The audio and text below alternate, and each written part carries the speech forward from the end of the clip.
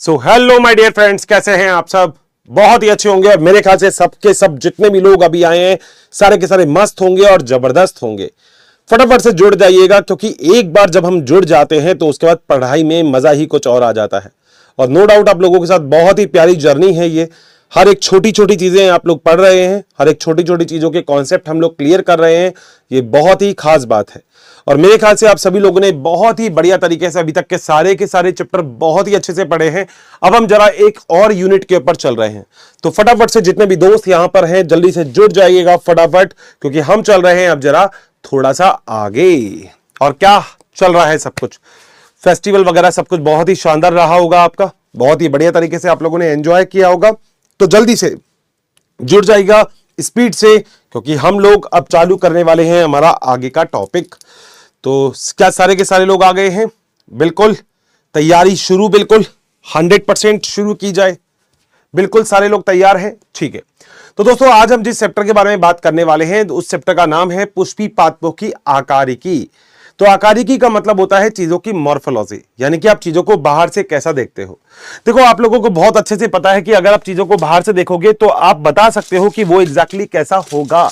जैसे एग्जाम्पल बहुत ही अच्छा है, मेरे पास ये मार्कर है जो कि कैसे चलता होगा आपको पता है, यानी कि इसकी इंक कौन से कलर की होगी आपको पता है, इसकी राइटिंग की जो कलर होगा वो कौन सा होगा आपको पता है, जबकि आपने इसको चला के भी नहीं देखा है। तो जो चीजें बाहर से देखने पे आपको समझ में आ जाए, जिन चीजों को बाहर से देख के आप लोग आइडेंटिफाइड कर पाए, आप लोग समझ पाए कि ये चीज क्या है, दैट इज कॉल्ड एज आकारिकी यानी कि मॉर्फोलॉजी। और जिस चीजों को अंदर से देखा जाए that is called as anatomy. तो मॉर्फोलॉजी का मतलब होता है दोस्त चीजों को बाहर से एग्जामिन करना, बाहर से पहचानना। क्लियर है? उसे ही हम आकारिकी कहते हैं। इस पूरे चैप्टर में हमें बहुत सारी चीजें यहां पे अभी पढ़नी है। इस पूरे चैप्टर में हमें पढ़ना है मूल के बारे में, यानी कि जो रूट होती है वो क्या होती है। हमें पढ़ना है तने के बारे में, स्टेम क्या होता है। हमें पत्ती के बारे में पढ़ना है, पुष्प क्रम के बारे में, पुष्प के बारे में, फल के बारे में, साथ साथ बीज के बारे में, और कुछ जो पुष्प सूत्र होते हैं उसके बारे में भी देखना है, और कुछ फैमिलीज के बारे में भी हम यहाँ पे पढ़ने वाले हैं। ठीक है, आ जाओ जरा चलते हैं दोस्तों। आइए जरा सबसे पहले तो इस चैप्टर के अंदर कुछ छोटी मोटी बातें जो यहां पे दी हुई हैं, जरा उन चीजों के बारे में बिल्कुल अच्छे से देख लेते हैं। देखो प्राणियों का लगभग संरचनात्मक संगठन की अगर आप बात करो तो संरचनात्मक संगठन का मतलब आखिर वो कैसी संरचना उनकी देखने को मिलती है। मगर ये पूरी यूनिट के अंदर आप लोग संरचना पढ़ेंगे पादप की और जंतुओं की, मगर आकारिकी यहां पे आप और पढ़ने वाले हैं जो कि पादप की बिल्कुल डिटेल से है। ठीक है। पृथ्वी पर बहुत सारे अगर आप देखो तो विभिन्न प्रकार के आपको जीव जंतु वगैरह आपको देखने को मिलते हैं। विभिन्न प्रकार के स्वरूपों का वर्णन यहां पे आपको देखने को मिलता है, जो कि हर किसी को हमने बेस से यहां पे स्टडी किया है। यहां पहले हम खुली आंखों से बिना किसी यांत्रिक मदद से था, यानी कि देखो अगर कोई बड़ा पादप होता है, कोई भी बड़ा जंतु होता है, तो आप उसको खुली आंखों से देख के पहचान सकते हो। आप देख के कह सकते हो ये तो बड़ा पादप है, आप देख के कह सकते हो बड़ा जंतु है। तो पादप और जंतुओं को आप आसानी से बाहर से देख के ही पहचान सकते हो। बाद में हमने लेंस और सूक्ष्मदर्शी का उपयोग करना चालू कर दिया, यानी कि बाद में हमने देखा कि नहीं यार ये इतनी छोटी छोटी महीन चीजें होती हैं, इनको हम नग्न आंखों से तो देख ही नहीं सकते। तो हम लोगों ने सूक्ष्मदर्शी का उपयोग करना चालू कर दिया, जिससे हम छोटी चीजों को बड़ा करके भी देख सकते हैं। इस वर्णन में व्यापक तौर पे हमने बाहर के लक्षण और आंतरिक विशेषता को ध्यान में रखा। इसके अतिरिक्त हमने कहीं ना कहीं अवोधक जीव प्रतिभासियों का वर्णन करने के लिए भी आलेखित किया, यानी कि हमने कहीं ना कहीं कुछ ऐसे स्पेसिमेंस का उपयोग किया जिसके द्वारा हम चीजों को आसानी से एक दूसरे को समझा सकते हैं। देखो बायोलॉजी के अंदर हमेशा सबसे खास बात क्या होती है कि आप छोटी चीजों को बड़ा करके देखो, और नो डाउट वो तो आपने सूक्ष्मदर्शी की सहायता से कर लिया, मगर उसके बाद भी अलग अलग जीवों को, अलग अलग प्राणियों को, अलग अलग पौधों को पहचानने के लिए अपने डिफरेंट टाइप की जो टेक्निक्स है उनका उपयोग भी आपने यहां पे कर लिया था। आगे चलते हैं।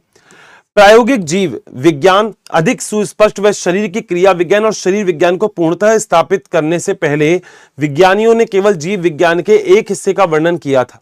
दोस्त शुरू में सबसे पहले बाहर की तरफ से अगर आप चीजों की संरचना को देख लोगे तो शायद आपको अंदर से और अच्छे से चीजें समझ में आ जाएगी। बायोलॉजी का ऐसा मानना है कि अगर आप चीजों को बाहर से आसानी से समझ सकते हो या देख सकते हो तो चीजों को अंदर से समझना और भी ज्यादा आसान हो जाता है। जैसे मैंने अभी आपको मार्कर का एग्जाम्पल दिया, मार्कर जो आपने देखा तो आप बाहर की संरचना के हिसाब से आप देख सकते हो कि वो अंदर कैसा चलता होगा, मगर उसके लिए आपको आंतरिक संरचना का अध्ययन भी करना पड़ेगा। ऐसे ही बायोलॉजी ये कहती है हमने शरीर क्रिया का विज्ञान और शरीर विज्ञान जो किया, उसके अलावा भी हमें कहीं ना कहीं और भी किसी तरीके के विज्ञान की भी बहुत ज्यादा आवश्यकता थी। पर्याप्त समय तक जीव विज्ञान किसी भी प्राकृतिक इतिहास के रूप में रहा। पहले तो केवल और केवल इतिहास ही इतिहास चल रहा था, मगर उसके बाद यह आश्चर्यपूर्ण था। हालांकि एक छात्र प्रारंभिक प्रतिक्रिया में निरस किस्म की हो सकती है, यानी कि पहले तो हो सकता है किसी लड़के को कुछ समझ में नहीं आ रहा हो, वो कह रहे अबे चल चल चल कोई दिक्कत नहीं है, होता होगा ऐसा। मगर दोस्त बाद में हम चीजों को समझने लग गए। बाद में हमने देखा नहीं यार, चीजें इतनी आसान नहीं होती, चीजों को समझना, चीजों को परखना बहुत ही जरूरी होता है। लेकिन यह ध्यान में रखने विस्तृत विवरण भी अब इन चीजों का क्लियर किया गया और न्यूनकारी जीव विज्ञान के द्वारा कहीं ना कहीं प्रस्तुत किया गया। यानी कि देखा जाए तो हमने बहुत ही महीन चीजों को भी कहीं ना कहीं एग्जामिन किया, उसको बहुत बढ़िया तरीके से हमारे दृष्टि पटल पे देखा। तो यहां पर अगर हम एग्जैक्टली इसकी बात करें तो यहां पे वैज्ञानिकों का ध्यान जीव प्रक्रमों पर, इनके स्वरूप और संरचना में अधिक खींचा। अतः यह वर्णन जीव विज्ञान या फिर विकासीय जीव विज्ञान के शोध प्रश्नों के गठन में बहुत ही सार्थक और मददगार साबित हुए। अब बेटा विकासीय क्या होता है? विकासीय का मतलब 1 to 1, जैसे आज कोई चीज कैसी दिखती है उसके आगे वो चीज कैसी दिखती है। विकासीय का मतलब होता है कि हर किसी चीज को, जैसे 2G देखा है, 2G के बाद 3G आया, फिर 4G आया, फिर 5G आया, तो ये विकासीय होता है। आपने हैंस पढ़ा होगा, अगर मेरे ख्याल से आप सभी लोगों को याद होगा, अगर आपने कभी भी जूलॉजी पढ़ी है या आप जूलॉजी आगे पढ़ोगे तो हम लोगों ने हैंस पढ़ा है। अब आप कहोगे अर्षित सर हैंस का मतलब क्या है? दोस्तों आज हम होमो सैपियंस हैं, हम सब मुर्गियां हैं एक्चुअली। आज हम होमो सैपियंस हैं, उससे पहले हम निंडरथेल थे, उससे पहले हम इरेक्टस थे, उससे पहले हम हेरिबिलिस थे। इसका मतलब हम हैंस थे। आप क्लास 12th के अंदर इसके लिए भरपूर तरीके से, बढ़िया तरीके से आप इसकी बढ़िया डिटेल पढ़ लोगे। इस इकाई में हम कहीं ना कहीं पादपों के बारे में और प्राणियों के बारे में भी संगठनात्मक हम समझेंगे। हम शरीर की वैज्ञानिक और व्यवहारिक जो भी इनकी संरचनात्मक आधार होगा वो भी हम लोग देखेंगे। सुविधा की दृष्टि से आकारिकी और शारीरिक विशिष्टताओं का भी जो पादप और प्राणियों में यहां पे वर्णन किया गया है। अब पादप का तो दोस्त मैं पढ़ाऊंगा, जंतु का आप जूलॉजी के अंदर पढ़ लोगे। बताओ क्या यहां तक पॉइंट लगभग सारा क्लियर है?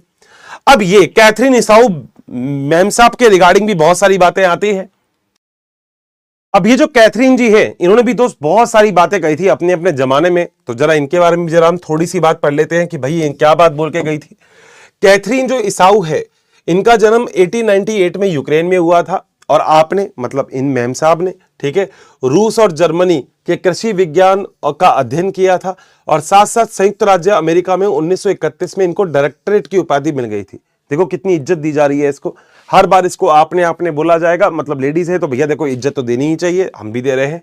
आपने कहीं ना कहीं अपने प्रारंभिक प्रकाशनों में यह बताया था कि कर्ली टाइप वायरस, मतलब एक कहीं ना कहीं एक स्पेशल टाइप के, जैसे अपने टोबैको मोज़ेक वायरस पढ़ा है, ऐसे कर्ली टाइप वायरस के आहार चलन और फ्लोएम ऊतक के द्वारा फैलता है। मतलब फ्लोएम के बारे में बताया और मेरे ख्याल से आप सभी लोग फ्लोएम को बहुत अच्छे से जानते हैं।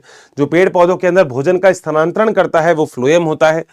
मगर यहां पे अगर देखा जाए 1954 में पादप शरीर यानी कि प्लांट एनाटॉमी का एक परिवर्तनात्मक और विकासात्मक उपागम इन्होंने अपनाया और कहीं ना कहीं पादप की संरचना को इन्होंने समझाया और पूरे विश्व भर में अपना प्रभाव छोड़ा और कहीं ना कहीं विज्ञान में पुनर्जागरण ला दिया। यानी कि दुनिया को बताया कि भैया ओ छोटू यहाँ कह रहा क्या हो गया, कह रहा तुझे तो कुछ पता ही नहीं है। कह रहा मतलब क्या बात हो गई? कह रहा अबे बायोलॉजी के अंदर इतना सब कुछ हो गया, तुम कहां पढ़ रहे हो? तो कहीं ना कहीं चीजों को बहुत ही अच्छे से इन्होंने पूर्ण जागरण ला दिया। जानते हो पूर्ण जागरण का मतलब क्या होता है? भाई साहब दोबारा से जागरण चल रहा है, दोबारा से हर कोई बोल रहा है वाह पादप आकारिकी, पादप आकारिकी, ओहो बहुत बड़ी बात है।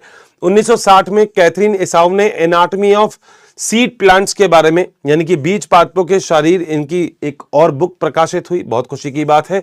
कहीं ना कहीं प्लांट बायोलॉजी एवं एनसाइक्लोपीडिया यानी कि विश्व कोश के रूप में इनको संदर्भित किया गया और 1957 में आपको यानी कि मैम साहब कैथरीन इसाऊ को इन्होंने एकेडमिक ऑफ साइंसेस के लिए चुना गया और सम्मान पाने वाली छठी महिला थी। अब ये मत पूछना अर्षित सर ऊपर की 5 कौन थी, बेटा छठी याद कर लो, कोई बात नहीं, यही इंपॉर्टेंट है, ठीक है।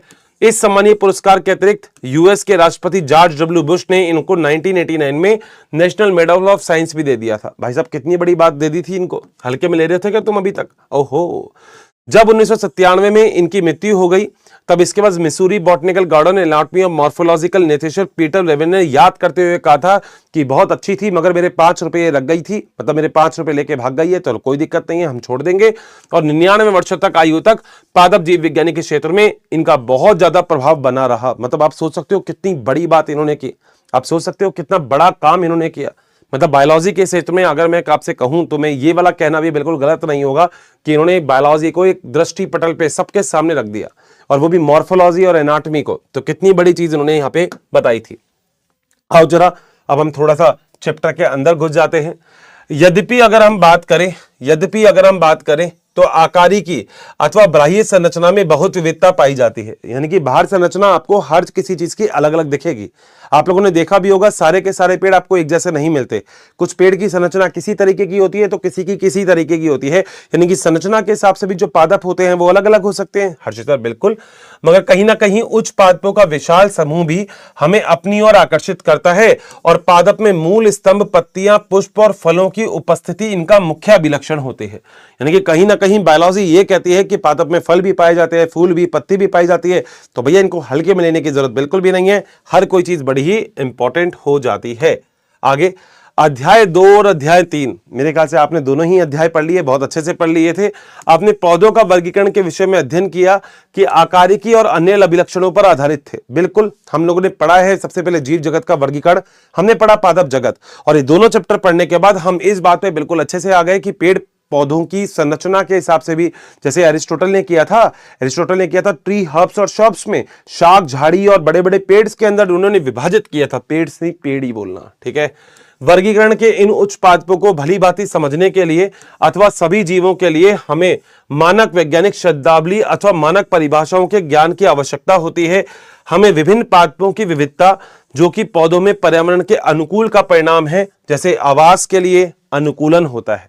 आपने देखा होगा हर किसी जगह पे रहने वाले पेड़ पौधे अलग होंगे, जो जमीन पे पाए जाएंगे अलग, जो पानी में पाए जाएंगे वो अलग होंगे, जो मरुस्थल में पाए जाएंगे वो अलग होंगे। संरक्षण, कई पेड़ पौधे अपने अंदर कांटों का निर्माण करते हैं। चढ़ना, कई पेड़ पौधे ऐसे होते हैं जो बेल के रूप में दूसरे पेड़ पौधों पे चढ़ जाते हैं। संचयन, कई पेड़ पौधे जैसे आलू वगैरह अपने अंदर भोजन का संश्लेषण कर सकते हैं। आदि के विषय में भी हमें यहाँ पे ज्ञान प्राप्त कर ही लेंगे। बहुत खुशी की बात है अर्षित सर, मजा आ गया, क्या बात है अर्षित सर, मतलब एनसीईआरटी पढ़ने में मजा आ रहा है ना। हर एक चीज को एक्सप्लेन कर दूंगा मैं यहाँ पे, आपको लोड ही नहीं लगेगा, ठीक है। यद्यपि आपका मतलब बेसिकली आप लोगों के बारे में बात करें, खरपतवार को देखें। खरपतवार जानते हो, एक ऐसी किस्म होती है जो आपके पेड़ पौधों के आसपास उग जाती है। एक ऐसी किस्म होती है जिसको आप कहीं ना कहीं बेकार किस्म कहते हैं। आप अपने पेड़ पौधों को जितना भी नरिशमेंट देते हैं वो पेड़ पौधों तक पहुंचने ही नहीं देता, खुद ही एब्जॉर्ब कर लेता है। तो आप देखेंगे कि उन सभी पादपों में मूल, तना और पत्तियां होती हैं। बहुत खुशी की बात है, उनमें फूल और फल भी लगे हो सकते हैं। पुष्पी पादपों में भूमिगत भाग को हम मूल तंत्र कहते हैं और ऊपरी भाग को हम प्रभु तंत्र कहते हैं। यानी कि जमीन के अंदर तो जड़ आएगी, जमीन के ऊपर जो आएगा वो तना आएगा। अब तने के ऊपर दोस्त सब कुछ आएगा, शाखा भी आएगी, तने के ऊपर पत्तियां भी आएगी, फूल भी आएंगे, सब आएंगे। जड़ पे थोड़ी आते हैं फूल, बस इतनी सी बात है। बताओ क्या यहां तक पॉइंट क्लियर? 100%? ठीक है जी, तो चलें आगे। सर बहुत बढ़िया बात है सर, मजा ही आ गया, आ जाओ। सबसे पहले दोस्त आज हम बात करने वाले हैं जड़ के बारे में। देखो अब हम बात करेंगे जड़ के बारे में, जड़ के बाद हम बात करेंगे तने के बारे में। जड़ बड़ा छोटा भाग है, रीजन क्योंकि जड़ के अंदर ज्यादा चीजें है ही नहीं भाई। जड़ में केवल जड़ ही पड़ोगे, मगर सारी चीजें और बाकी जो फूल होता है, जो पत्तियां होती है, जो फल होते हैं, ये सारे के सारे तने पे लगे होते हैं। तो तना वाला सिस्टम ज्यादा बड़ा है, जड़ वाला तो फिर भी बहुत छोटा सा ही है। आओ जरा सबसे पहले हम जड़ के बारे में बात कर लेते हैं। अधिकांश अगर बाप की बात की जाए, यानी कि मैक्सिमम अगर बात की जाए, तो अधिकांश द्विबीजपत्री पादप, जानते हो ना द्विबीजपत्री। द्विबीजपत्री का मतलब जिसमें 2 बीजपत्र होते हैं। 2 टिफिन है तो द्विबीजपत्री, 1 टिफिन है तो 1 बीजपत्री। इस चैप्टर में हम पढ़ने भी वाले हैं उसके बारे में। पादप में मूलांकुर के बड़े होने से प्राथमिक मूल बनती है जो मिट्टी में उगती है। बहुत खुशी की बात है, इससे द्वितीयक मूल बनती है और उससे तृतीयक मूल बनती है। अब अर्षित सर यार ये डायग्राम से आप समझा सकते हो, मैं कह रहा हूं मजे ही आ जाएंगे। अगर मैं आपको कभी भी ये पेड़ बता देता हूं, ठीक है, तो यहां से जो जड़ निकलेगी वो होगी प्राथमिक मूल, इसको मैं 1 डिग्री कर देता हूं। जो इससे निकलेगी वो होगी द्वितीयक मूल, और जो इससे निकलेगी वो होगी तृतीयक मूल। तो बताओ 3 टाइप की जड़ आपको दिख रही है, प्राथमिक, द्वितीयक, तृतीयक। हर्षित सर बिल्कुल दिख रही है। तो बस यही चीज है जो हम यहां पे अच्छे से पढ़ लेते हैं। प्राथमिक मूल और उनकी शाखाएं आपस में मिलकर मूसला मूल तंत्र बनाती है। तो मूसला मूल ये सारे हो गए, प्राथमिक मूल और इनकी जो शाखाएं हैं ये मिलकर बनाती है मूसला मूल। मूसला मूल जनरली हम ये कहते हैं मूलांकुर से निकलती है। मूलांकुर का मतलब होता है जहां पे मूल होती है, ठीक है।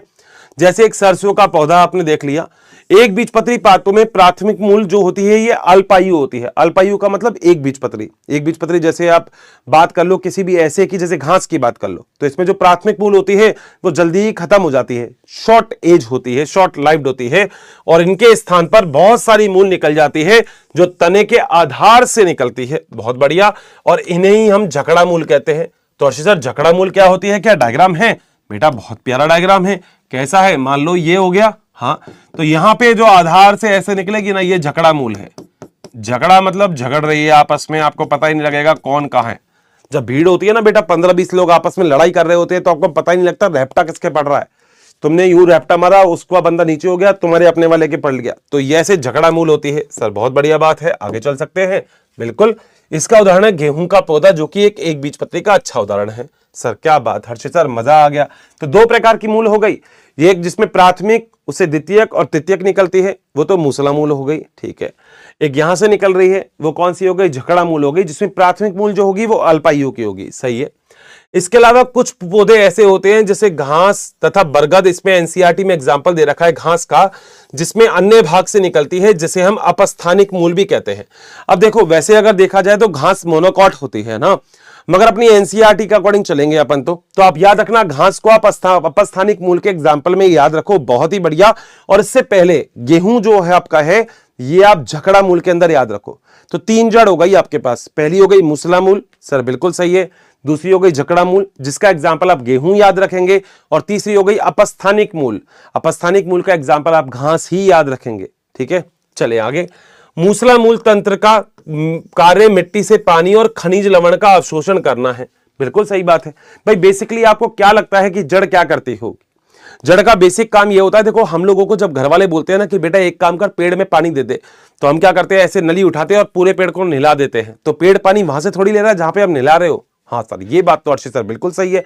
तो मुन्ना कहां से पेड़ हवा ले रहा है बताओ? मतलब हवा मतलब पानी कहां से ले रहा है? जड़ों से लेता है नॉर्मली। तो जड़ से भोजन मतलब पानी का और खनिज लवण जो पेड़ पौधों को चाहिए होते हैं, उन दोनों का ही अवशोषण करता है। साथ साथ पेड़ को खड़े रखने के लिए भी जगह करता है।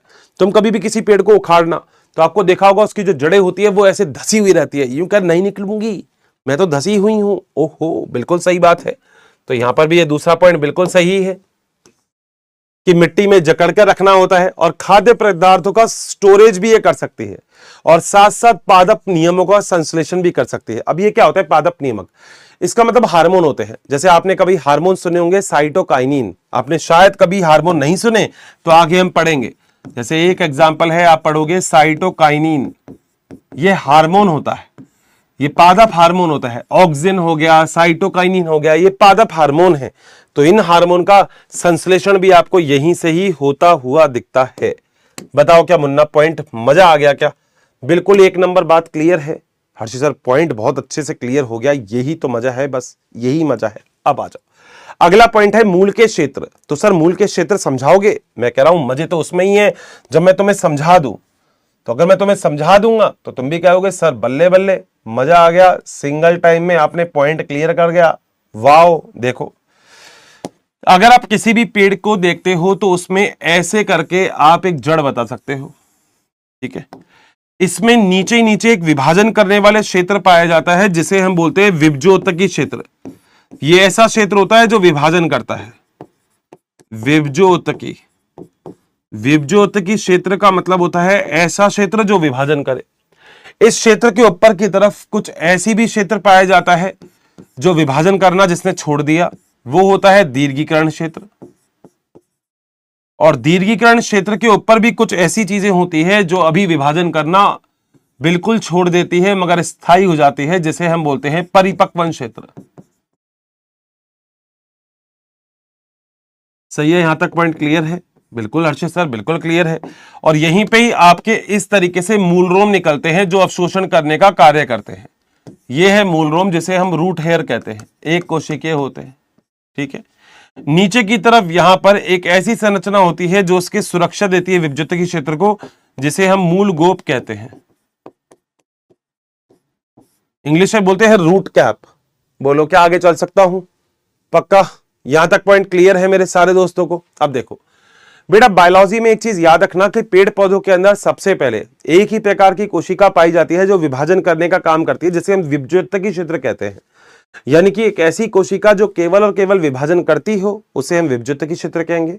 इसके पीछे वाली जो एरिया होता है, तो कुछ कोशिकाएं ऐसी होती है जो पीछे रह जाती है। जैसे कई बार सेल्फी देखी है, तो कई लोग सेल्फी लेते रहते हैं, उनकी पूरी टीम आगे निकल जाती है, वो पीछे रह जाते हैं, तो वो ये वही है सेल्फी वाले, इन्हें हम दीर्घीकरण कहते हैं। नीट के एग्जाम में कभी क्वेश्चन आए कि जड़ की लंबाई कौन बढ़ाता है, तो वो दीर्घीकरण बढ़ाता है।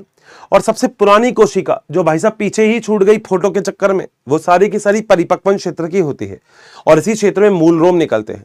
अब मुझे एक बात बताओ, अगर कोई भी जड़ बार बार, ध्यान से सुनना अब जो मैं बोल रहा हूं, अगर कोई भी जड़ जमीन को खोद रही है, जमीन में तो जाएगी वो, तो कहीं ना कहीं उसके आगे की तरफ ये जो विभज्योतकी क्षेत्र होगा, ये तो दोस्त खत्म हो जाएगा, हो सकता है डैमेज हो जाए।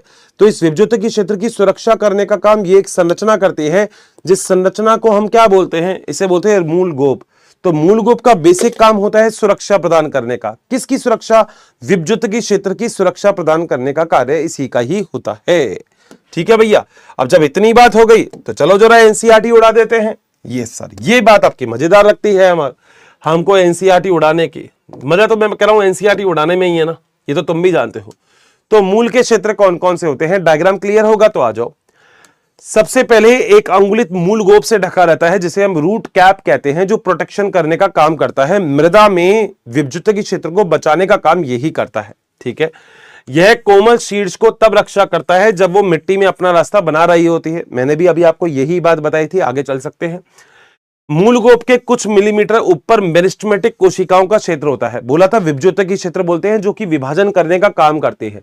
तो ऐसी कोशिकाएं जो विभाजन करने का काम करे उसे हम बोलेंगे विभज्योतकी क्षेत्र बोलेंगे। हर्षित सर मजा आ गया, नाम से पता लग रहा है एनसीईआरटी ने इसको मेरिस्टेमेटिक बोल दिया, हमने बस विभज्योतकी बोला, इतना सा हमने अंतर कर दिया है।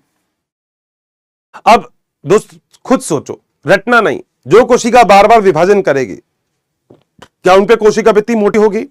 नहीं, पतली होगी। जो कोशिका बार बार विभाजन करेगी, क्या उसके अंदर रिक्तिका बड़ी होगी? नहीं, छोटी होगी।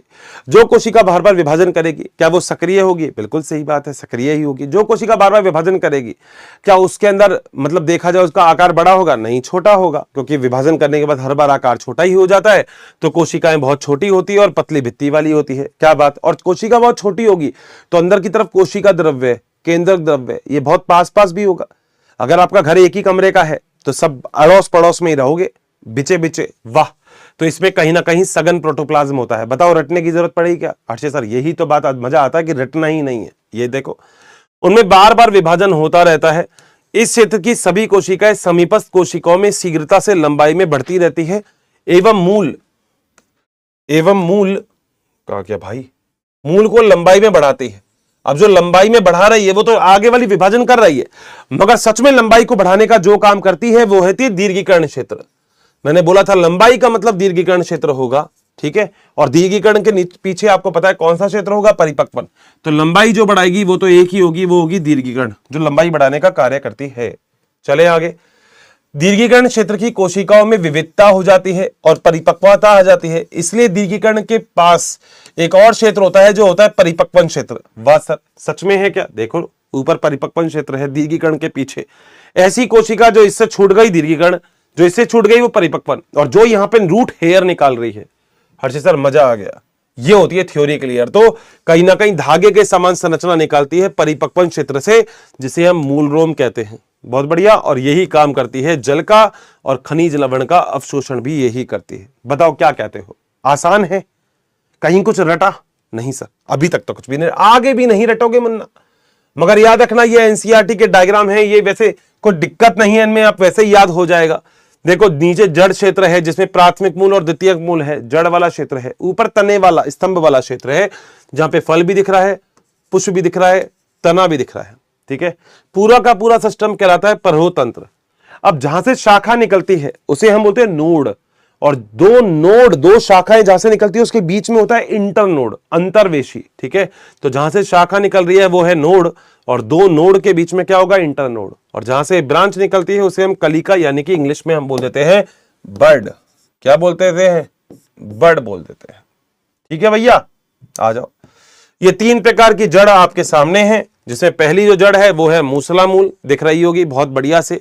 दूसरी है तंतुक मूल, यानी कि वही फाइब्रस मूल।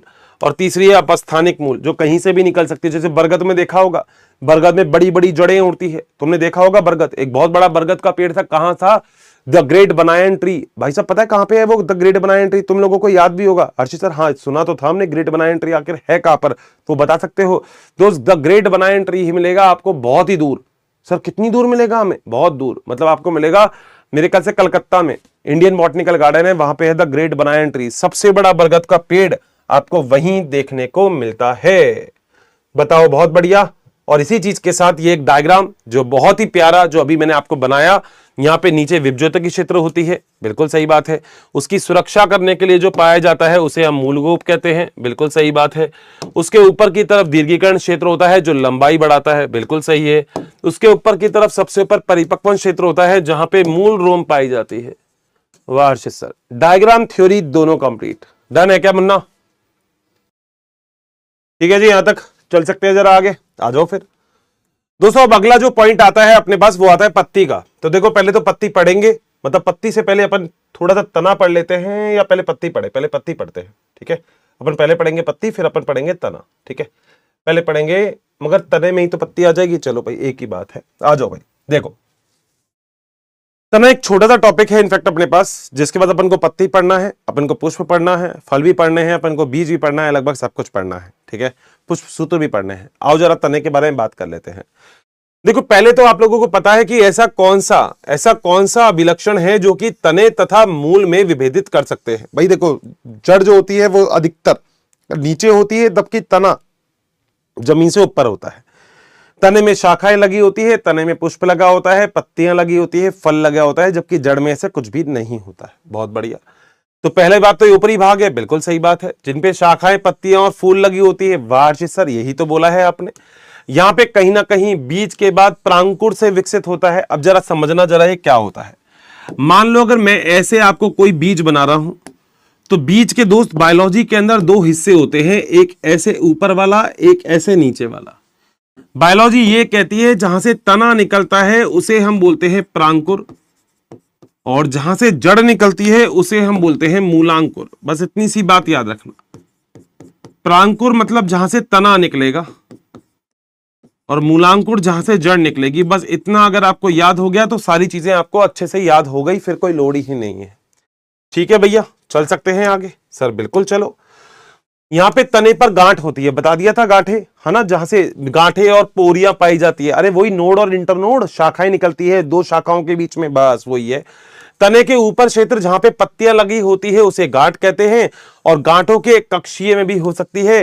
तना जब शैशव अवस्था में होता है तब यह हरा होता है। अब आप लोग भी देख सकते हो, अगर मान लो आपके पास कोई भी तना है, जैसे मान लो ये मैंने तना बनाया देखो आपके सामने, और तुम ये नहीं कहोगे अर्चित सर आपने प्रैक्टिकली नहीं बताया, ये तना है, दिख रहा है, हाँ। मगर जब कभी भी तुम तने को खुरचोगे, नया नया तना होना चाहिए, बिल्कुल जवान सा, खुरचोगे तो बोलो कैसा कलर दिख रहा है आपको? हरी ग्रीन कलर दिख रहा है। तो बस यहां पर भी मुन्ना यही तो बात लिखी हुई है कि जो तना होता है जब शुरू में हरा होता है और बाद में यह भूरा हो जाता है। बिल्कुल सही है। जब छोटा सा तना तुम्हारे घर के आसपास कोई पीपल का पेड़ हो जो बहुत छोटा सा हो, उसको खुरचना, यूं कहोगे अरे हर्षित सर एक बात बोलनी थी आपसे। मैंने कहा आप बोलो ना। अरे हर्षित सर ये तो हमको किसी अच्छे कलर का दिख रहा है। कैसा दिख रहा है सर? ये तो हरा दिख रहा है। मगर जब वो पीपल का पेड़ बड़ा हो जाए तब खुरचने की कोशिश करना, कि ओ माय गॉड सर ये तो कलर चेंज हो गया। बस यही है। तने का प्रमुख कार्य शाखाओं को फैलाना, पत्तियां, फूल और फल को रखना होता है, पानी और खनिज लवण, प्रकाश संश्लेषण का संवहन करना। भाई सारा काम तना ही तो करेगा, क्योंकि पत्ती भी भोजन बनाएगी और नीचे जड़ तक भेजेगी, तो भैया तना ही चाहिए उसमें के लिए। भोजन का संग्रह भी ये करती है, सहारा भी देती है, सुरक्षा भी यही प्रदान करती है, और कहीं ना कहीं कायिक प्रवर्धन भी करती है। अब आप कहोगे कायिक प्रवर्धन क्या चीज होती है? दोस्तों कायिक प्रवर्धन का मतलब होता है माइक्रो प्रोपेगेशन। इसका मतलब पादप का ऐसा कोई भी भाग जिससे आप नया पादप प्राप्त कर सको, वो कायिक प्रवर्धन है। आपने कभी देखा होगा कि घास जो लगाने के लिए आता है ना माली, वो हमेशा घास के बीज कभी नहीं लेके आता, वो घास ही लेके आता है, क्योंकि घास के तने के साथ तने के ही कायिक प्रवर्धन होता है। आपने देखा होगा जब आप कभी भी गन्ना लगाते हैं, गन्ना, तो गन्ने में से बीच बीच में लाइन होती है, उसको काट के आप लगा सकते हो तो नया गन्ना आ जाएगा। आपने देखा होगा अगर कभी भी आलू, तो आलू के अंदर ऐसे ऐसे करके आंखें पाई जाती है, जिन्हें हम आईज बोलते हैं, आंखें बोलते हैं। इनको लगाओगे तो नया आलू मिल जाएगा आपको, ये लगाओगे तो नया आलू नहीं मिलेगा, साइड वाला आंखों को लगाना पड़ेगा। अरे सर ये तो हमने देखा भी है, हमने सुना भी है। सुना है ना, तो यही कायिक प्रवर्धन होता है। बीज के अलावा पादप का ऐसा कोई भी भाग जिससे नया पादप बन सके उसे ही कायिक प्रवर्धन की अभिक्रिया कहते हैं। और पादप के ऐसे भाग को जिसमें कायिक प्रवर्धन पाया जाता है ना, उसे हम पूर्ण शक्तता कहते हैं। पूर्ण शक्तता इंग्लिश में बोलते हैं दोस्त टोटीपोटेंसी, ये शायद नाम सुना होगा। टोटीपोटेंसी पाई जाती है। और जिस भाग को आप लेते हो ना यूज में, उसे हम बोलते हैं कृतोत्की। भाई साहब बायोलॉजी हिंदी इंग्लिश में देखो कितनी अलग है। इंग्लिश में बोलते हैं एक्सप्लांट। तो मैं एक लाइन बोल रहा हूं और मेरे ख्याल से मेरे सारे लोग मेरी लाइन को सपोर्ट करेंगे कि क्या बोला सर आपने। पादप का ऐसा कोई भी भाग जिससे आप नए पादप का निर्माण कर सकते हो, पादप के ऐसे भाग को कृतोत्की कहा जाता है, क्योंकि इसके पास पूर्ण शक्ति की ताकत पाई जाती है। बताओ डन है क्या? मजा आ गया? ठीक है सर। इसके बाद हम आगे एक टॉपिक पे आते हैं जिसका नाम है पत्ती। भाई तने के अंदर अब बहुत सारी चीजें पढ़नी है, तो हम पढ़ेंगे तने के अंदर पत्तियां क्या होती है। उससे पहले मैं एक बात और बता देता हूं, यहाँ पे कई सारी चीजें जैसे भोजन संग्रह कर सकता है तना। बिल्कुल, पादप हमेशा भोजन संग्रह करेगा किसके रूप में? स्टार्च के रूप में। लिख लेना, पादप भोजन का निर्माण करेगा ग्लूकोज के रूप में, स्थानांतरण करेगा सुक्रोज के रूप में, और संग्रह करेगा स्टार्च के रूप में। सर बहुत बढ़िया, सहारा प्रदान करता है। कई बार आपने देखा होगा कुछ पादप ऐसे होते हैं जो दूसरे पादप से लिपट जाते हैं, अमरबेल के अंदर आपने देखा होगा, ठीक है, सुरक्षा देना। कई बार आपने कुछ पादप ऐसे देखे होंगे जिनमें कांटे डेवलप हो जाते हैं, जो कहीं ना कहीं पादप को सुरक्षा प्रदान करते हैं। अरे अर्चित सर बहुत सही बात बोल रहे हो, नींबू वगैरह के अंदर भी हमने देखा है। ठीक बात है। कायिक प्रवर्धन तो मैंने आलू वालू के एग्जाम्पल, वालू नहीं होता, आलू के एग्जाम्पल में आपको बता ही दिया। बोलो डन है? यहां तक सारा पॉइंट बिल्कुल जब्बड़ जोड़ क्लियर है, ताबड़तोड़ क्लियर है, मजा ही आ गया। ठीक है सर, आगे चलते हैं। अगली चीज होती है पत्ती। पत्ती एक पार्श्वीय संरचना होती है, मतलब एक तरह से फ्लैटेड स्ट्रक्चर होती है, चपटी संरचना होती है जो कि तने पर लगी होती है। बिल्कुल सही बात है। ये गांठों पर होती है, यानी कि जहां पे नोड होते हैं, ठीक है। और इसके कक्ष में कली होती है, यानी कि पहले जो पत्ती होती है वो छोटी सी होती है, कली की फिर बड़ी हो जाती है। सर बहुत सही बात है, आगे चलते हैं। कक्षीय कली बाद में शाखा के रूप में विकसित हो जाती है, ठीक है। पत्तियां प्ररोह के शीर्षस्थ मेरिस्टेम से निकलती है। शीर्षस्थ मेरिस्टेम कौन सा होता है हर्षित सर? वो ये होता है, ये शीर्षस्थ मेरिस्टेम, शीर्षस्थ होता है ये। शीर्षस्थ का मतलब होता है जो सबसे ऊपर हो वो शीर्षस्थ है, जो सबसे ऊपर हो वो शीर्षस्थ होता है, सबसे ऊपर वाला शीर्षस्थ है। तो शीर्षस्थ का मतलब जब सबसे ऊपर हो। अब हम क्या बोल रहे हैं, पेड़ पौधा जैसे जैसे ऊपर वृद्धि करता रहेगा, नीचे की तरफ ऐसे शाखा डेवलप करता रहेगा। बिल्कुल ऐसे ही तो होता है। तुमने देखा भी होगा दोस्त, घर के आसपास अगर कोई पेड़ है और अगर तुमने उसको ऐसे काट दिया यहां से, तो फिर पेड़ आगे ऊपर वृद्धि नहीं करेगा। तुमने देखा होगा वो फूल और कांटे पिक्चर में था, वो फलाना और डिकाना, लड़का लड़की अपने अपने नाम लिख जाते हैं यहाँ पर, यूं कहते हैं बाबू सोनू, हमने हमारा नाम लिख दिया, तो 10 साल के बाद ये नाम क्या बिल्कुल ऊपर चले जाएगा कि नहीं? क्यों? क्योंकि पादप वृद्धि करता है टिप से। टिप से होती है पादप की बेसिक वृद्धि। बताओ मेरे भाइयों, मेरे दोस्तों, क्या मेरा पॉइंट बिल्कुल क्लियर है? तो क्या चल सकते हैं आगे? सर मजा ही आ गया सर, लाइनों में ही मजा आ रहा है, वाह। प्रक्रिया अग्राभिसारी के रूप में लगी होती है। अग्राभिसारी का मतलब क्या होता है ये और समझ लेना। इसका मतलब ये होता है कि जो पत्तियां होती है उसमें देखो, अब सुनो, धीरे धीरे पेड़ बढ़ता रहेगा तो ये शाखाएं निकलती रहेगी। अब नीचे की तरफ जो पत्ती होगी वो पहले बनेगी, ऊपर की तरफ पत्ती बाद में बनेगी। इसे ही हम अग्राभिसारी बोलते हैं, यानी कि ऊपर की तरफ नई पत्ती और नीचे की तरफ पुरानी पत्ती, यही होती है अग्राभिसारी क्रम। सर बिल्कुल, ये पौधों में बहुत ही महत्वपूर्ण कायिक अंग है, क्योंकि ये भोजन का निर्माण करता है। और पादप भोजन का निर्माण किसके रूप में करते हैं? वो करते हैं ग्लूकोज के रूप में, याद रखना। ओहो, ये तो ज्यादा बड़ा हो गया। पादप भोजन का निर्माण किसके रूप में करते हैं? ग्लूकोज के रूप में, याद रखना है आपको। चलें आगे, बिल्कुल क्लियर है यहां तक? आ जाओ। एक अगर प्रारूपिक, अगर आप पत्ती देखोगे कभी भी, तो उसके 3 भाग होते हैं। पहला होता है पर्णाधार, ठीक है, एक पर्णवृंत होता है और एक स्तरिका होती है। मैं इसको आपको डायग्राम में ही दिखा देता हूं, क्योंकि डायग्राम में देखोगे तो आसानी से समझ जाओगे। देखो, ये आपका एक डायग्राम है जो आपकी एनसीईआरटी में दे रखा है। ये आपका वही तने वाला जो पार्ट है, शाखा वाला पार्ट है, ठीक है। नीचे नीचे जो पाई जाती है वो होती है कक्षीय कलिका। कलिका का मतलब होता है बड, ठीक है, जहां से सारी चीजें लगभग डेवलप होती है। उसके ऊपर की तरफ ये पर्णवृंत होता है, पर्णपत्रावंत, ये पर्णवृंत बोल सकते हैं, जो कहीं ना कहीं आप कह सकते हो एक लचीलापन प्रदान करता है। इसका बेसिक काम क्या होता है, जब कभी हवा वगैरह चलती है तो पत्तियां ऐसे ऐसे हिलती रहती है, उससे फायदा ये होता है कि पत्तियां अपना टेम्परेचर मेंटेन करने का काम करती है। ठीक है, नीचे नीचे बेस होता है जिसे पत्राकार कहते हैं। यहां पे छोटी सी पत्ती कई बार आपको दिखेगी जिसे हम अणुपर्ण कहते हैं, और ऊपर की तरफ आपको स्तरिका देखने को मिलेगी, ये पूरा का पूरा स्तरिका होती है। इसके मध्य में मध्य शिरा पाई जाती है। शायद आपने ये भी कभी ना कभी तो पढ़ा होगा कि बीच में ऐसे करके यहां पे एक मध्य शिरा होती है। कौन सी शिरा होती है? मध्य शिरा, मध्य शिरा जिसे हम मिडरिप कहते हैं। ठीक है, और इस मध्य शिरा से छोटी छोटी शिराएं निकली रहती है, यहां पे ऐसे निकली रहती है। तो इससे क्या होता है, पेड़ पौधा ना पत्तियों तक पूरी तरह से जल बल पहुंचा सकता है। पत्तियों के द्वारा जो भी कुछ भोजन बनेगा उसका पूरी पादप में स्थानांतरण हो सकता है। तो ये सारे काम यहां से हो जाते हैं। ठीक है, तो ये बेसिक पार्ट है। आओ जरा आगे चलते हैं। मजा आ गया क्या? क्या कहते हो? आसान है ना? आ जाओ। पत्तियों में सबसे पहले पर्णाधार की सहायता से तने से जुड़ी रहती है। बिल्कुल, पर्णाधार मतलब पर्ण का आधार जो बेस है। बिल्कुल, इसके आधार पर दो पार्ट छोटी पत्तियां निकली हो सकती है जिसे अणुपर्ण कहते हैं। डायग्राम में देख सकते हो, यहां पे एक दिखा रखी है तो एक इसके पीछे की तरफ भी मान सकते हो, ये अपनी तरफ है, एक इसके पीछे की तरफ, तो उसे हम अणुपर्ण कहते हैं। ठीक है सर, आगे चल सकते हैं। एक बीजपत्री में पर्णाधार चादर की तरह फैलकर तने को पूरा अथवा आंशिक रूप से ढक लेता है।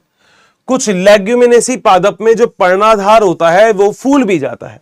तो कई जगह पे ऐसा होगा कि जो पर्णाधार होगा ना वो ऐसे देखो फूल जाएगा, ऐसे फूल जाएगा, दिख रहा है फूलता फूला हुआ, ये फूला हुआ ये। ठीक है, जिसे प्रंट वन तल्ले बोलते हैं, इंग्लिश में बोलते हैं पल्विनस। लेग्यूम पादप होते हैं ना, जैसे मटर वगैरह के पादप होते हैं, दाल वगैरह होती है, उन सब में आपको यही देखने को मिलता है। आगे चले। ठीक है सर, ऐसे पर्णाधार को हम पर्णवृंत तल्ले यानी कि पल्वाइनस बोलते हैं। मैंने भी लिख दिया यहाँ पे, पल्विनस होता है, पल्वाइनस, जो भी आप इसको बोलना चाहो। ठीक है, पर्णवृंत पत्ती को इस तरह से चाहता है कि इसकी अधिकतम सूर्य प्रकाश से प्रकाश मिल सके। मतलब पत्तियां कुछ ऐसे लगी होती है कि उसकी पूरी की पूरी सतह पर सूरज का प्रकाश पड़ सके। क्योंकि आपको पता है पत्तियों के अंदर मीजोफिल की कोशिका होती है, नहीं पता तो अगले ही चैप्टर में समझ में आ जाएगा। मीजोफिल की जो कोशिका होती है उसके अंदर हरित लवक पाया जाता है, वो तो आपने पढ़ ही लिया। हरित लवक के अंदर पर्णहरित पाया जाता है, वो भी आपने पढ़ लिया, क्लोरोफिल। तो कहीं ना कहीं पत्तियों को सूरज का प्रकाश मिलना ही चाहिए, तभी वो प्रकाश संश्लेषण की अभिक्रिया पूर्ण कर सकती है। लंबा पतला और नचीला पर्णवृंत स्तरिका को हवा में लाता है ताकि ताजी हवा मिल सके। मैंने भी बता दिया, टेम्परेचर मेंटेन करने का भी ये काम करता है, क्योंकि ऐसे ऐसे हिलती रहेगी वो, तो कहीं ना कहीं हवा मेंटेन रहेगी। सोचो एक चीज ऐसे है जिसपे सूरज का प्रकाश ऐसे ही पड़ रहा है, तो हो सकता है वो जल्दी गर्म हो जाए, मगर वो चीज बार बार ऐसे हिल रही है तो सूरज का प्रकाश सीधा तो उस पर पड़ेगा ही नहीं। ठीक है सर। स्तरिका पत्ती का हरा भाग बता दिया, वो सबसे जो बड़ा भाग है वो स्तरिका होता है। फैला हुआ भाग होता है जिसमें शिराएं और शिरिकाएं होती हैं। ये शिराएं होती है जिसे मध्य शिरा बोलते हैं ना, ये शिराएं मिडरिप बोलते हैं, और उसमें छोटी छोटी शिरिकाएं निकलती है। ये कुछ ऐसा है कि जैसे तुम्हारे घर के आसपास जो गवर्नमेंट की बड़ी पानी टंकी है, वो पानी की टंकी से बड़ा पाइप तुम्हारे घर तक आएगा, तो तुम्हारे घर के सामने से उसमें से छोटे छोटे पाइप बाकी घरों में चले जाएंगे। तो ये तो बड़ा पाइप है और साइड में छोटे छोटे पाइप निकाल दिए जिसमें जाइलम पाए जाते हैं, जो भोजन का मतलब जाइलम ऑफ फ्लोएम जो पानी का और भोजन का स्थानांतरण करते हैं। इसके बीच में सुस्पष्ट शिरा होती है जिसे मध्य शिरा कहते हैं। मैंने बता दिया वो बड़ी वाली पाइपलाइन, तुमने डायग्राम में देख लिया होगा। और जो पत्तियों को दृढ़ता प्रदान करती है शिराएं, क्या क्या काम करती है आप देख सकते हो। आज जाना बाहर, एक पत्ती लेना और पत्ती को रोल करना, तुम्हें कट कट कट कट की आवाज आएगी, तो तुम कहते हैं अर्चित सर बस आपका पॉइंट ही हमें क्लियर हो गया, अब जरूरत ही नहीं है। क्या पॉइंट क्लियर करवा दिया आपने, यही तो मजे है। ठीक है, जो पानी और खनिज लवण और भोजन के स्थानांतरण के लिए नलिकाओं की सहायता से स्थानांतरण करती है, पता ही है आपको, वो जाइलम और फ्लोएम की बात। विभिन्न पौधों में स्तरिका की आकृति, उसके सिरे, चोटी और सतह कटाव में विभिन्नता होती है। ये तो आपने भी देखा होगा, आपने भी मेरे ख्याल से बाहर गए हो ना, पीपल की पत्ती देखना और किसी की भी पत्ती देखना। देखो ये कुछ एक्सपेरिमेंट है जो आप करके देख सकते हो, तभी तो आप कहोगे हर्षित सर मॉर्फोलॉजी में तो मजा आ गया, आपने कैसे छोटी छोटी चीज को समझा दिया। यानी कि पत्ती के डायग्राम देख के अब हम पत्ती को समझ सकते हैं। मैं कह रहा हूं एक बार देखना ना, खुद करके देखना, बड़ा आसान है ये तो। ठीक है, आगे चले, आ जाओ। अगला होता है शिरा विन्यास, मतलब किस तरीके से शिरा विन्यास वहां पे पाई जाती है। अब देखो जरा दो चीजें हैं, आप एनसीईआरटी का डायग्राम देखना। एनसीईआरटी बोलती है दो अलग अलग है, एक बीजपत्री और द्विबीजपत्री। ये तो मान लो घास की पत्ती है, ये मान लो पीपल की पत्ती है। अगर आप ध्यान से, मतलब ज्यादा ध्यान से भी देखने की जरूरत नहीं है, वैसे भी देखोगे तो इसमें ऐसे ऐसे आपको लाइनें मिल रही है, दिख रही है क्या? पक्का? ये तो है समानांतर शिला विन्यास, ठीक है, पैरेलल बोलते हैं। और इसमें देखो ऐसे ऐसे फैली हुई है, दिख रहा है क्या? हाँ, ये कैसा शिला विन्यास है? ये जालिका व्रत। ये आपको मिलती है द्विबीजपत्री पादप में। द्विबीजपत्री का मतलब जैसे पीपल वगैरह हो गया, ये मिलता है घास वगैरह में, जैसे एक बीजपत्री। घास देख लेना कल जाके, वैसे तो आपने आज तक देखी होगी घास, आप कह दोगे अर्षित सर मजा आ गया, दोनों के अंदर एज इट इज है जैसा आपने हमें डायग्राम में बताया। तो यही चीज दोस्त यहां पर है। क्या है जरा देख लेते हैं। यहां पर क्या है, शिरा विन्यास के बारे में बात हो रही है, और वही शिरा विन्यास है, पत्तियों पर शिरा और शिरीकाओं के विन्यास को ही शिरा विन्यास कहते हैं। बिल्कुल सही बात है। जब शिरीकाएं एक जाल सा बनाती है तब उसे जालिका शिरा विन्यास कहते हैं। जालिका बना रही है, आपने देखा था, ठीक है। यह प्राय द्विबीजपत्री पौधों में मिलता है। जब शिराएं समानांतर होती हैं तो समानांतर कहलाती है। यह एक बीजपत्री में मिलता है। मैंने भी ये दोनों चीजें ही आपके यहां पर बिल्कुल अच्छे से डायग्राम से ही समझा दी है, तो कहीं लोड ही नहीं है। बताओ क्या पॉइंट क्लियर है? मजा आ गया सर? अभी तक तो ऐसा चल रहा है कतई बढ़िया वाला, मजा ही आ गया सर। बस मजा ही आना चाहिए, टॉपिक पूरा हो जाए और तुम्हें पता नहीं लगे, वही तो मजे हैं। ठीक है भैया, यहां तक चले फिर आगे। अगला तो दोस्तों पॉइंट आता है, वो है पत्ती के प्रकार, यानी कि कितने प्रकार की हमारे पास पत्ती मिलती है। ठीक है, जब पत्ती की स्तरिका अछिन्न होती है या कटी हुई होती है लेकिन कटाव मध्य शिरा तक नहीं पहुंच पाता तो उसे हम सरल पत्ती कहते हैं।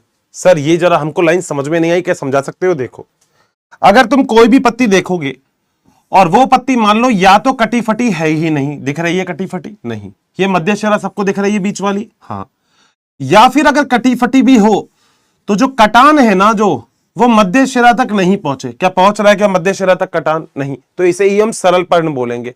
वाह सर, मजा आ गया अर्चित सर, क्या पॉइंट बोला है। बस सरल पर्ण है ये।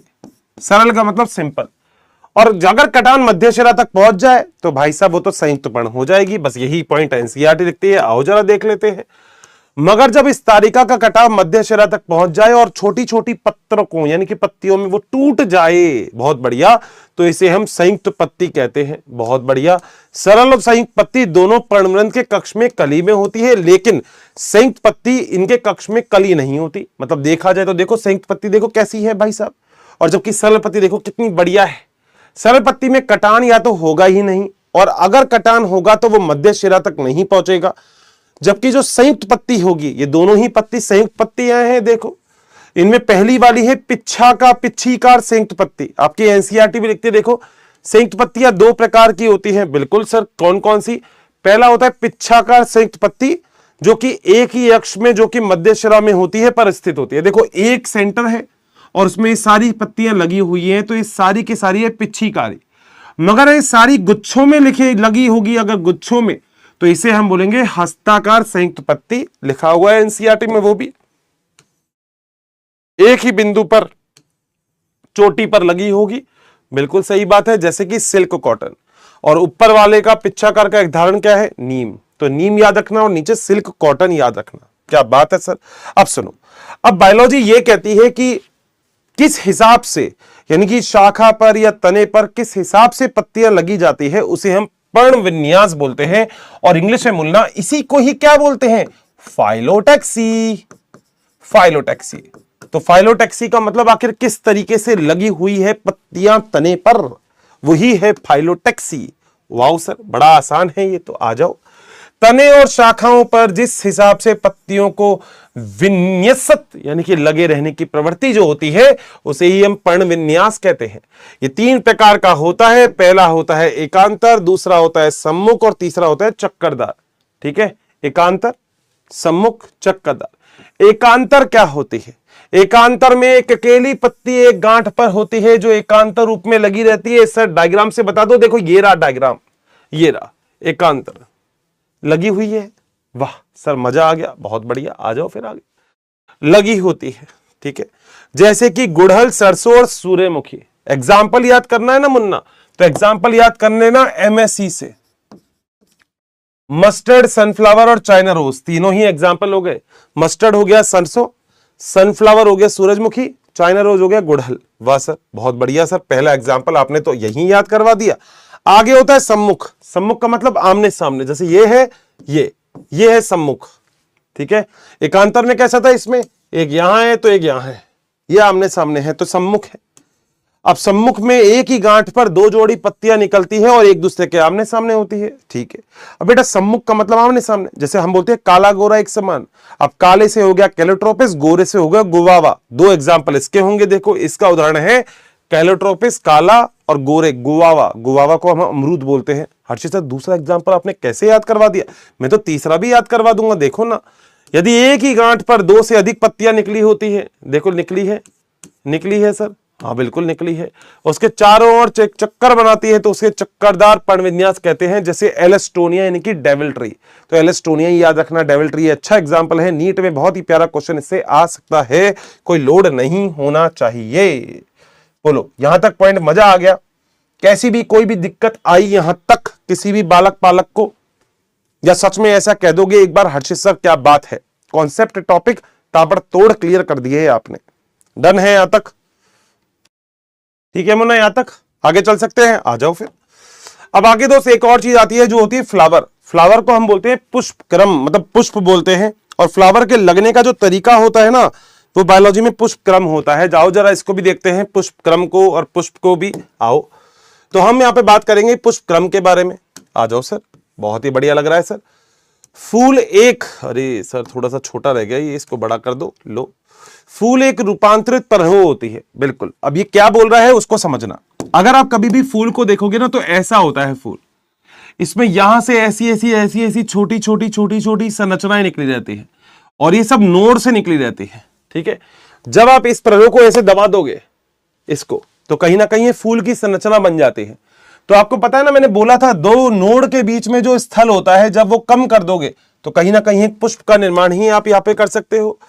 तो जहां पर परहो शीर्ष की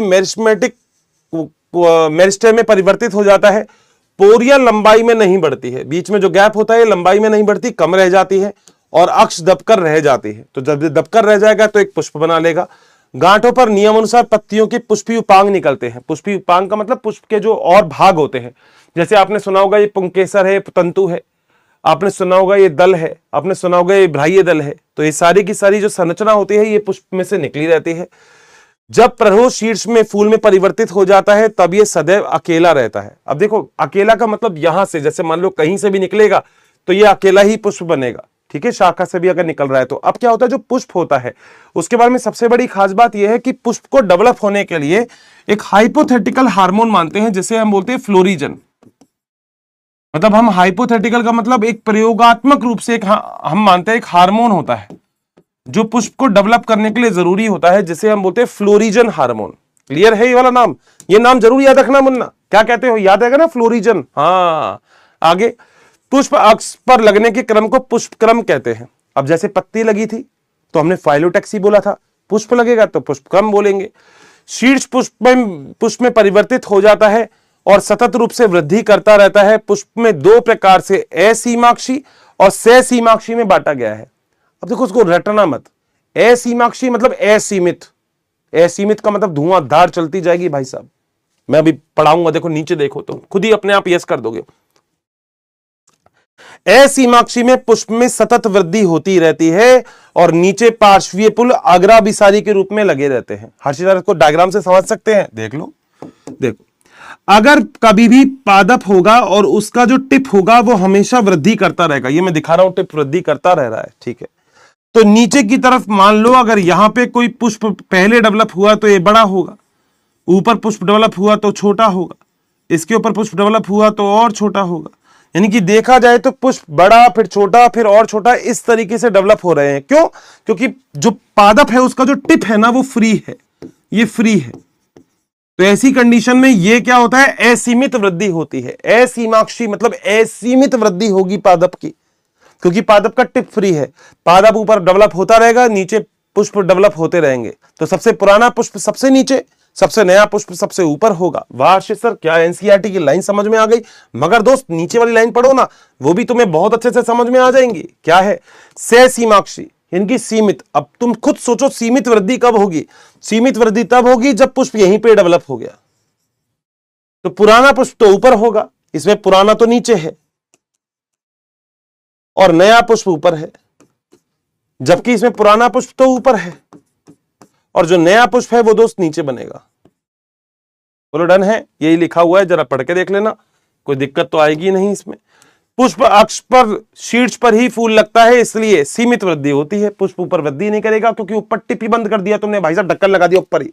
ठीक है, इसमें तलाभिसारी क्रम है। तलाभिसारी का मतलब ऊपर पुराना नीचे नया, अग्राभिसारी का मतलब नीचे पुराना ऊपर नया, उल्टे हो गए एक दूसरे के, जैसा कि चित्र में दिखाया गया है। कहां दिखाया है? देखो, ये तो असीमाक्षी पुष्प क्रम है, असीमित वृद्धि हो रही है भाई साहब क्योंकि टिप फ्री है। ठीक है, आ जाओ। ये है सहसीमाक्षी। सहसीमाक्षी का मतलब देखो पुष्प लगा दिया भाई साहब, टिप पर ही लगा दिया पुष्प, अब यहां से तो वृद्धि करेगा ही नहीं पादप। डन है मुन्ना? क्लियर? कोई भी दिक्कत नहीं सर, बहुत आसान है अर्षित सर। ये तो बायोलॉजी में तुम्हें हमेशा यही तो बोलता हूं कि बायोलॉजी को दोस्त कोशिश करो ना तो डायग्राम से कोशिश करो, कोशिश करो इसकी सारी की सारी चीजें आप डायग्राम से समझ पाओ। कोशिश करो कि डायग्राम के अलावा आपके पास ऐसी कोई चीज नहीं हो जिसमें आपको दिक्कत आए। यही कोशिश आपके साथ होनी चाहिए, बस हमेशा यही कोशिश करो तो चीजें आसान हो जाती हैं। ठीक है, अगला आ जाओ, जरा यहां पे पुष्प के बारे में बात करते हैं। एंजियोस्पर्म में जो पुष्प होता है वो एक बहुत ही महत्वपूर्ण, ध्यान आकर्षित करने वाली संरचना होती है। और पुष्प के बारे में ज्यादा जानकारी तो आप क्लास 12th के चैप्टर में पढ़ोगे, जब हम पुष्प में लैंगिक जनन पढ़ेंगे पूरा बढ़िया से। यह एक रूपांतरित पर्व है, बिल्कुल तने से ही बनता है, जो कि लैंगिक जनन करता है। लैंगिक जनन का मतलब नर और मादा दोनों होते हैं, है ना। पुंकेसर, है ना, वर्तिकाग्र, वर्तिका अंडाशय, ओहो, ये दोनों के बीच में होगा। ठीक है, यह प्रारूपिक फूल में विभिन्न प्रकार के विन्यास में होते हैं जो क्रमानुसार पुष्प में फूले हुए पुष्पवृंत में लगे रहते हैं, जिसे पुष्पासन कहते हैं। अब पुष्पासन क्या होता है? जो पुष्प में नीचे वाला भाग होता है वो पुष्पासन होता है। मेरे ख्याल से आपने पुष्प का डायग्राम बताया होगा, नहीं भी बनाया तो मैं भी दिखा दूंगा आपको। यहां पर सब चीज लगी होंगी, कैलिक्स, कोरोला, पुमंग और जायांग लगे होंगे। पुमंग याद रखना मेल होता है, पुमंग का मतलब हो गया मेल, जायांग का मतलब हो गया फीमेल, और कैलेक्स और कोरोला तो आप लोग जानते ही हो, दल और बाह्य दल। ठीक है, आगे चलते हैं। कैलेक्स और कोरोला सहायक अंग होते हैं। अभी सहायक क्या होते हैं जरा समझ लेना। अगर शादी हो रही है तो लड़का लड़की इंपॉर्टेंट है ना, तो वो सहायक नहीं है, वो है आवश्यक। तो यहां पे भी दो चीजें, पुमंग और जायांग, ये आवश्यक है क्योंकि लड़का लड़की है। ये भाई शादी में फूफा, ताता, ताऊ, मामा नहीं आए तो चलेगा बेटा, लड़का लड़की तो होने ही चाहिए जिनकी शादी हो रही है, तो बस यही चीज है। जबकि जायांग लैंगिक अंग होते हैं, तो पुमंग और जायांग सबसे इंपॉर्टेंट होती है, बाकी सब के सब चाचा, मामा, ताऊ, फूफा है। ठीक है, कुछ पुष्पों में जैसे प्याग में, कैलेक्स और कोरोला में कोई अंतर नहीं होता, आपको लगेगा ही नहीं बाह्य दल कहां है और दल कहां है। पुष्प देखा है आपने? तो कभी भी पुष्प देखना, पुष्प में जो नीचे नीचे वाला भाग होता है हरे कलर का, उसे बाह्य दल कहते हैं। उसके अंदर जितने भी कलरफुल पंखुड़ियां होती है वो दल होती है। तो वो कह रहा है प्याज में पता ही नहीं लगेगा कौन सा दल कौन सा बाह्य दल है। इन्हें परिदल पुंज कहते हैं, यानी कि पेरियंथ कहते हैं। अब वो पेरियंथ है ना, PRIANTH, पेरियंथ बोलते हैं। जब पुंकेसर या पुमंग दोनों ही होते हैं तब द्विलिंगी, द्विलिंगी का मतलब पुंकेसर पुमंग, पुंकेसर पुमंग दोनों हैं। ठीक है, तो द्विलिंगी कहते हैं अथवा उभयलिंगी कहते हैं। ठीक है, यदि किसी पुष्प में केवल मेल वाला पार्ट यानी कि पुंकेसर हो या अंडप हो तो इसे हम एक लिंगी कहते हैं। एक लिंगी का मतलब एक लिंग हो, द्विलिंगी का मतलब दोनों ही लिंग वहां पर उपस्थित हो जाते हैं। बताओ क्या पॉइंट बिल्कुल क्लियर है? यहां तक कैसे भी कोई भी डाउट किसी भी को होगा ही नहीं। तो चलो फिर दोस्तों, अब जरा थोड़ा सा और आगे चलते हैं। आगे की बात आती है यहाँ पे पुष्प में कि यहाँ पे सम्मिति कैसी होती है, यानी कि अगर आप पुष्प को काटोगे तो काटने के बाद आखिर आपको पुष्प की किस प्रकार की सम्मिति आपको देखने को मिलेगी, जिसे हम पुष्प सम्मिति कहते हैं। जो त्रिज्या सम्मित भी हो सकता है, एक व्यास सम्मित भी हो सकता है। आइए जरा देखते हैं। सम्मिति का मतलब पुष्प को काटना। इसमें जो फूल होता है यानी कि जो पुष्प होता है वो नियमित अथवा एक व्यास सम्मित यानी कि द्विपार्श्विक हो सकते हैं। ठीक है, अभी क्या क्या चीजें होती है जरा सुनना। जब किसी फूल को दो बराबर भागों में विभक्त किया जा सकता है तो उसे त्रिज्या सम्मित कहते हैं। मान लो अगर आपके पास कोई भी फूल है, फॉर एन एग्जांपल आपके पास ये एक फूल रहा है, ये वाला, और इस दिख नहीं रहा सर, ये तो लो अब दिखेगा। तुम्हारे पास ये फूल है और इस फूल को तुम यहां पे दो बराबर भागों में विभक्त कर सकते हो, तो इसे हम त्रिज्या सम्मित बोलते हैं। यानी कि किसी भी दो बराबर भागों में अगर आप इसे विभक्त कर सकते हो तो यही संरचना है जिसे हम त्रिज्या सम्मित कहते हैं। तो जिसके उदाहरण क्या क्या है, जैसे सरसों है, दसूरा है, मिर्ची है। लेकिन जब फूल को किसी एक ऊर्ध्वाधर समतल से ही दो बराबर भागों में विभक्त किया जाए तो उसे एक व्यास सममित कहते हैं। यानी कि केवल एक ही अक्ष से दो बराबर भागों में विभक्त किया जा सकता है, केवल एक ही अक्ष से, उसे हम बोलते हैं एक व्यास सममित। और दोस्तों इसके उदाहरण भी बड़े इंपॉर्टेंट है, मटर, गुलमोहर, सेम और केसिया। ठीक है, अब जरा तीसरी चीज, जब मान लो कोई भी पुष्प ऐसा हो जिसको दो बराबर भागों में आप विभक्त ही नहीं कर सकते, जब किसी पुष्प को किसी भी ऊर्ध्वाधर समतल से दो बराबर भागों में विभक्त नहीं किया जा सकता तो उसे असममित या फिर अनियमित पुष्प कहते हैं, जैसा कि केना। हर सर हमें क्या याद करना है, आपको इनके एग्जाम्पल याद करने हैं। इनके एग्जाम्पल बड़े इंपॉर्टेंट है, एक्स नहीं है दोस्त, एग्जाम्पल है, ठीक है ना। हाँ, एक्स समझो कहीं, एग्जाम्पल है। यहां पे जो पुष्प होते हैं वो त्रियकी होते हैं, यानी कि त्रियकी का मतलब तीन, या फिर चतुष्टयी हो सकते हैं यानी कि चार, यानी कि पंचतयी हो सकते हैं, जैसे हम पेंटामेरस बोलते हैं। तो ट्राइमेरस, टेट्रामेरस और पेंटामेरस भी हो सकते हैं यदि उसमें उपमांगों की संख्या 3, 4, 5 के गुणक में हो सकती है। जैसे मान लो पुष्प में पंखुड़ी है, ठीक है, वो मान लो 3 के गुणक में है, 3 है, 6 है, 9 है, ऐसे, या फिर 4 के गुणक में है, 4 है, 8 है, इस तरीके से, या फिर 5 के गुणक में है, 5 है, 10 है, 15 है, इस तरीके से। तो उसको हम यहां पे गुणक की स्थिति में कह सकते हैं। जिस पुष्प में सहपत्र होते हैं, सहपत्र जानते हो ना, बिल्कुल लास्ट में नीचे की तरफ एक बिल्कुल पत्ती के समान संरचना निकलती है, जिसे हम बीआर से दिखाते हैं। तो छोटी छोटी पत्तियां होती हैं जिन्हें हम सहपत्री कहते हैं, और सहपत्र नहीं होते उन्हें हम असहपत्री कहते हैं। याद रखना, आगे हमें पुष्प सूत्र लिखना है, तो सहपत्री जो होता है उस सहपत्री को तो हम बोलते हैं बीआर, और इसको हम बोलते हैं ई बी आर, ब्रैक्टेट और ई ब्रैक्टेट, ये दो अलग अलग नाम इसके यहां पे दिए जाते हैं। चले अब आगे। अब दोस्तों ये जो सारी चीजें हमारे पास है ना, ये सारी चीजें हम तब बहुत अच्छे से समझ सकते हैं जब हमारे पास डायग्राम बहुत अच्छा हो। इसका मतलब ये हमारे पास एक डायग्राम, जरा इस डायग्राम में देखना कि जो भी अभी मैं बोलूंगा वो यहां पे आएगा, पर डायग्राम को पढ़ो एक बार, फिर समझाता हूं। चले दोस्त फिर थोड़ा सा और आगे। ये डायग्राम मेरे ख्याल से आप लोग तीनों के तीनों बहुत अच्छे से देख चुके हो, और इस डायग्राम के अकॉर्डिंग ही मैं आगे की थ्योरी आपको बताता हूं। देखो ये डायग्राम देखोगे तो ए, बे, सैदा दिख रहे हैं। जो ए है वो क्या है, पहले तो ए पढ़ेंगे, फिर ए की थ्योरी पढ़ेंगे। पहला है अधोजायांगता।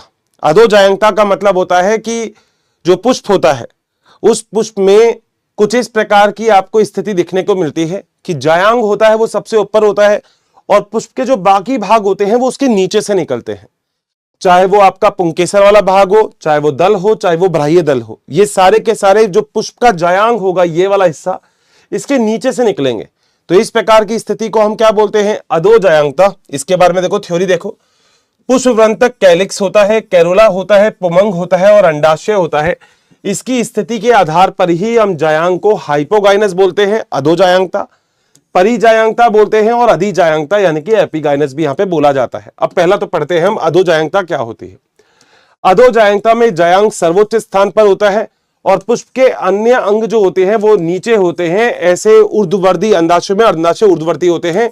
इसके सामान्य उदाहरण है सरसों, गुड़हल और बैगन। अगर आप ध्यान से देखोगे तो यहाँ पे आपको डायग्राम में वही चीज दिखेगी, जायांग आपको सबसे ऊपर दिखेगा और उसकी सारी की सारी चीजें उसके नीचे की तरफ मिलेगी। तो पहला डायग्राम तो हमारे पास क्लियर है। आओ हर्षित सर जरा दूसरे डायग्राम पे चलते हैं। दूसरा है परिजायांगता। अभी डायग्राम देखेंगे, पहले थ्योरी देखते हैं। जब अंडाशय मध्य में होता है तथा सारे पुष्पासन के किनारे पर स्थित होते हैं और लगभग समान ऊंचाई पर ही होते हैं, और अंडाशय यहाँ पे आधा अधोवर्ती होता है, यानी कि पूरा ऊंचा नहीं होता, बीच में होता है। ठीक है, सामान्य उदाहरण है पम, गुलाब और आड़ू। जरा देखो ये बे और से दोनों इसी के एग्जाम्पल है परिजायांगता के। यानी कि अगर देखा जाए तो हम ये कह रहे हैं कि लगभग लगभग अंडाशय जो होता है उसकी ही बराबर स्थिति में आपको बाकी के पुष्प के जो भाग होते हैं वो लगे हुए दिखाई देते हैं। तो ये वाला डायग्राम देख लो, चाहे ये वाला डायग्राम देख लो, ये आपको लगेगा नीचे है, मगर नहीं, कहीं ना कहीं दूरी देखो, ये ऊंचाई है दोनों की बराबर ही है। तो यानी कि ये दूसरा कौन सा होता है, परिजायांगता। वाह हर्षित सर। और तीसरा देख लो, अंडाशय बिल्कुल नीचे होगा, सारे के सारे भाग ऊपर होंगे। ठीक है सर, इसमें भी एज इट इज है, मैं कह रहा हूं खुद ही पढ़ लो ना, वही लिखा हुआ है।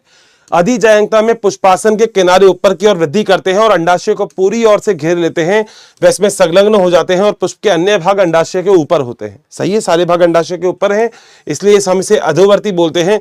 उदाहरण है सूरज के अर्धपुष्प, अमरूद और घिया। अर्धपुष्प क्या होता है, देखो एक्चुअली सूरजमुखी तुम देखोगे तो उसमें दो प्रकार के पुष्प आपको दिखेंगे। एक तो बीच में पुष्प दिखते हैं, देखा होगा कभी सूरजमुखी, नहीं तो लाके देखना, एक तो बीच में होते हैं, बहुत सारे क्लस्टर बना के रखते हैं और चारों तरफ पंखुड़ी सी होती है व्हाइट कलर की, तो हम बोलते हैं वहां पे दो प्रकार के पुष्प आपको देखने को मिलते हैं। और ये इन सब चीजों का डायग्राम है। सर बिल्कुल आगे चल सकते हैं अर्षित सर, मजा आ गया यहाँ पे तो चलो भैया आगे एक चीज और देख लेते हैं। अब दोस्त पुष्प के भाग कैसे होते हैं, आओ जरा एक एक करके हम पुष्प के भाग पढ़ते हैं। पहला, पुष्प में 4 चक्र होते हैं, जैसे कैलेक्स, कोरोला, पुमंग और जायांग। ये हमने चारों पढ़े लिए हैं, ठीक है। अब इनके बारे में सबके बारे में डिटेल आ जाती है। आओ सबसे पहले पढ़ते हैं कैलिक्स के बारे में कि कैलिक्स क्या चीज होती है। कैलिक्स सबसे बाहरी भाग होता है और इसकी इकाई को बाह्यदल कहते हैं। यानी कि कैलिक्स जो होता है ना, इसको बाह्यदल बोलते हैं। इंग्लिश में एक नाम और होता है सेपल। क्या होता है? सेपल। तो आप इसको सेपल भी बोल सकते हो, सेपल भी बोल सकते हो। अब अर्षित सर ये सेपल आखिर होता क्या है, वो कौन बताएगा? दोस्त, जब तक पुष्प खिलता नहीं है तब तक वो हरे कलर की कली के अंदर आपस में ढका हुआ रहता है और इसी चीज को हम बोलते हैं बाह्यदल। पत्तियों की तरह ढके होते हैं और कली में पुष्प की रक्षा करते हैं। इसे ही हम क्या बोलते हैं? कैलिक्स बोलते हैं। हरा कलर का देख सकते हो, पुष्प के नीचे नीचे भाग होता है हरे कलर का। बिल्कुल सर। कैलिक्स संयुक्त बाह्यदली हो जाते हैं, यानी कि जब बाह्यदल सारे के सारे जुड़े हुए हों, ऐसे चिपके हुए हों तो जुड़े हुए होते हैं, या फिर ऐसे अलग अलग भी हो सकते हैं तो हम पृथक बाह्यदल बोल सकते हैं या मुक्त बाह्यदल भी बोल सकते हैं। बताओ क्या नाम क्लियर है? मुक्त, संयुक्त, मुक्त, संयुक्त। वाह अर्षित सर मजा आ गया। आओ जरा दूसरा देख लेते हैं। अगली चीज होती है कोरोला। ये वो चीज होती है जो रंग बिरंगा हो, जिसकी वजह से पुष्प होता है, जो आपको आकर्षित करता है पुष्प आपको, और कहीं ना कहीं जो वाहक होते हैं, जो इंसेक्ट होते हैं, उसे अट्रैक्ट करने का काम करता है, परागण में बहुत इंपॉर्टेंट रोल प्ले करता है। तो यह पंखुड़ी का बना होता है, ये चमकीले और रंगदार होते हैं, ये कीटों को और अपनी ओर आकर्षित करने का कार्य करते हैं। और यह भी या तो संयुक्त हो सकते हैं, चिपके हुए हो सकते हैं, या फिर अलग अलग हो सकते हैं। बिल्कुल सही है। पौधों में कोरोला की आकृति और रंग अलग अलग होते हैं। यहां आकृति का संबंध है तो ये नलिकाकार भी हो सकता है, घंटाकार भी हो सकता है, कीप के आकार का, या फिर चक्राकार भी आपको देखने को मिल सकता है। तो किसी भी प्रकार की आपको आकृति देखने को मिल सकती है। और इसको हम क्या बोलते हैं? इसको हम बोलते हैं सैपल हो गया, इसको हम बोलते हैं पैटल, पैटल्स बोलते हैं, जो रंग बिरंगे होते हैं। ठीक है भैया, ये आप डायग्राम में देख सकते हो, बहुत ही आसानी से ये पुष्प दिख रहा है। पुष्प जहां से जुड़ा होगा वो तो पुष्प वृंत होगा। ये कोरोला होते हैं जो कि रंग बिरंगे होते हैं। हरे कलर का भाग होता है वो कैलेक्स होता है। वर्तिका, अगर वर्तिका और अंडाशय जिसे हम जायांग बोलते हैं, और पुंकेसर वही परागकण जिसके अंदर होता है ना, वो पुंकेसर होता है। पॉलन ग्रेन जिसके अंदर होता है। ये कैलेक्स है जो हरे कलर का होता है। ये कोरोला होते हैं जो कि रंग बिरंगे होते हैं। इसके बाद देखा जाए तो ये पुमंग है। पुमंग वो जो नर जनन अंग है, ये नर जनन अंग होते हैं, और जबकि ये मादा जनन अंग होते हैं जिसे हम जायांग कहते हैं। बताओ यहां तक पॉइंट क्लियर है? चल सकते हैं आगे? ओके आ जाओ। अब दोस्त ये पुष्पदल विन्यास है। मैं कह रहा हूं इसको रटना मत, इसको समझना है। तो ये डायग्राम है आपके पास, इस डायग्राम से पूरा समझ सकते हो। देखो बायोलॉजी के अंदर दोस्त सबसे बड़ी खास बात होती है उसके डायग्राम की। अगर आप एक बार डायग्राम को फोकस कर लोगे ना तो फिर आपको थ्योरी को वापस देखने की जरूरत ही नहीं पड़ेगी। और मैं आपसे यही कहूंगा कि आप केवल डायग्राम देखो। हर्षित सर तो अब क्या बताया गया है इसमें, मैं बताता हूं आपको। पुष्पदल विन्यास बताया गया, यानी कि पुष्प में जो पंखुड़ी होती है वो आखिर कैसे लगी होगी। या तो ऐसे ऐसे ऐसे ऐसे, यानी कि ये 4 स्थिति हमारे पास देखने को मिलती है। अगर ये ऐसी है तो कोर स्पर्शी है, अगर ये ऐसे है तो ये व्यावर्तित है, ये कोर छादी है, और चौथी वाली वैक्सिलरी है। पहले हम पढ़ेंगे ये कि कैसे होती है। अगर आप ध्यान से देखेंगे तो ये सारे के सारे जो है ना, ये आपको चारों तरफ पंखुड़ी दिख रही है। मान लो 1 पंखुड़ी, 2, 3, 4, 5, आपको लगभग एक ही जैसी संरचना आपको देखने को मिल सकती है। हो सकता है ये आपस में जुड़े हुए भी हों, या हो सकता है अलग अलग भी हो, तो किसी भी प्रकार की स्थिति आपको देखने को मिल सकती है। आओ जरा यहीं पे ये एनसीईआरटी को पहले उड़ाते हैं, फिर वहीं से थ्योरी क्लियर कर देंगे। पुष्पदल जो विन्यास होता है वो पुष्प कली में उसी के चक्र को अन्य इकाइयों के सापेक्ष बाह्यदल और दल के लगे रहने का क्रम होता है। यानी कि किस तरीके से बाह्यदल लगे होंगे, किस तरीके से दल लगे होंगे, ये सारा ही यहां पे आएगा। ठीक है। पुष्पदल विन्यास के प्रमुख कौन कौन से होते हैं? कोर स्पर्शी, व्यावर्तित, कोर छादी और वैक्सिलरी होते हैं। आओ जरा पहला पढ़ते हैं। पहला, जब चक्र के बाह्यदल और दल एक दूसरे के किनारों पर केवल स्पर्श करते हो तो उन्हें कोर स्पर्शी कहते हैं, जैसे कैलोट्रोपिस। देखो पहला डायग्राम यही है। अब आपको टच करता हुआ नहीं दिखा रखे होगा इसमें, मगर कोई बात नहीं, अगर टच भी करेगा तो मैं बताऊंगा कि आपको कैसे करना है, मगर अभी तो आप ऐसे देख लो। ठीक है। दूसरा वाला डायग्राम देखोगे ना मुन्ना, तो दूसरे डायग्राम में एक चीज आपको समझ में आएगी। देखो, एक अंदर की तरफ है, इनसाइड है, एक आउटसाइड है, ठीक है, एक इनसाइड है, एक आउटसाइड है, हाँ, एक इनसाइड है, एक आउटसाइड है, एक इनसाइड है, एक आउटसाइड है, एक इनसाइड है और एक आउटसाइड है। एक अंदर की ओर, एक बाहर की ओर, एक अंदर की ओर, बाहर की ओर, और एक कौन सा है, व्यावर्तित। अब देखो जरा, एनसीईआरटी वही बोल रही है क्या?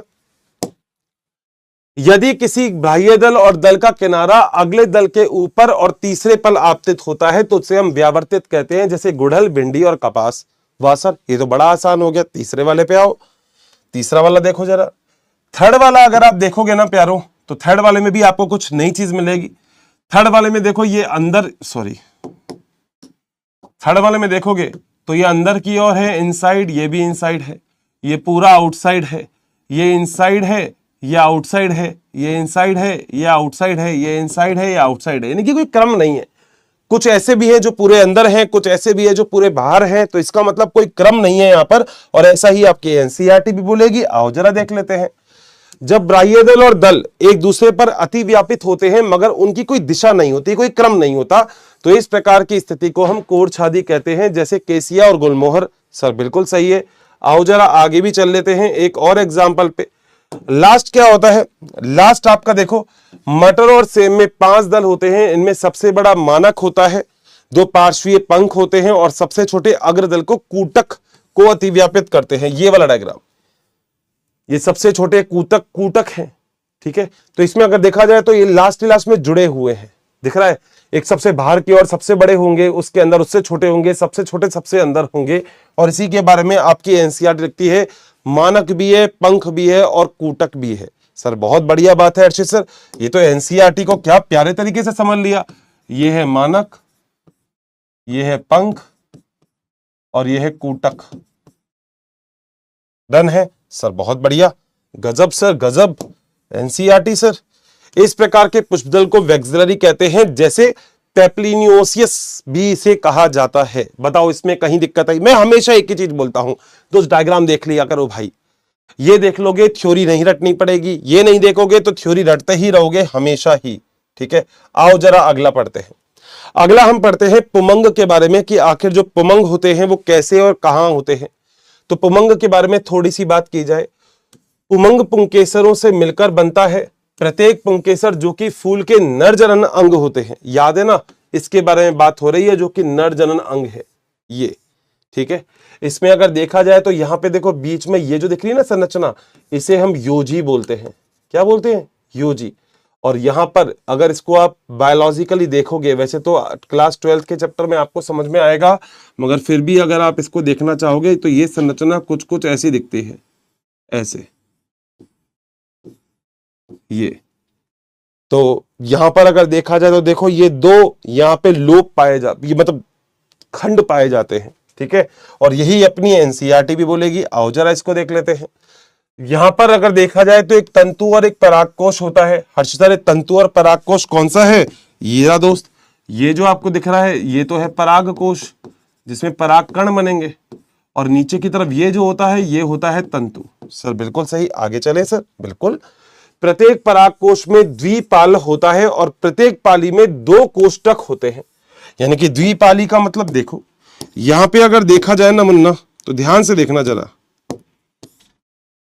यहां पे देखा जाए तो ये आपको एक पाली दिख रही है। अरे ज्यादा बड़ा हो गया क्या? ये आपको एक पाली दिख रही है, जबकि ये आपको दूसरी पाली भी दिख रही है। दिख रही है 2 पाली, हाँ।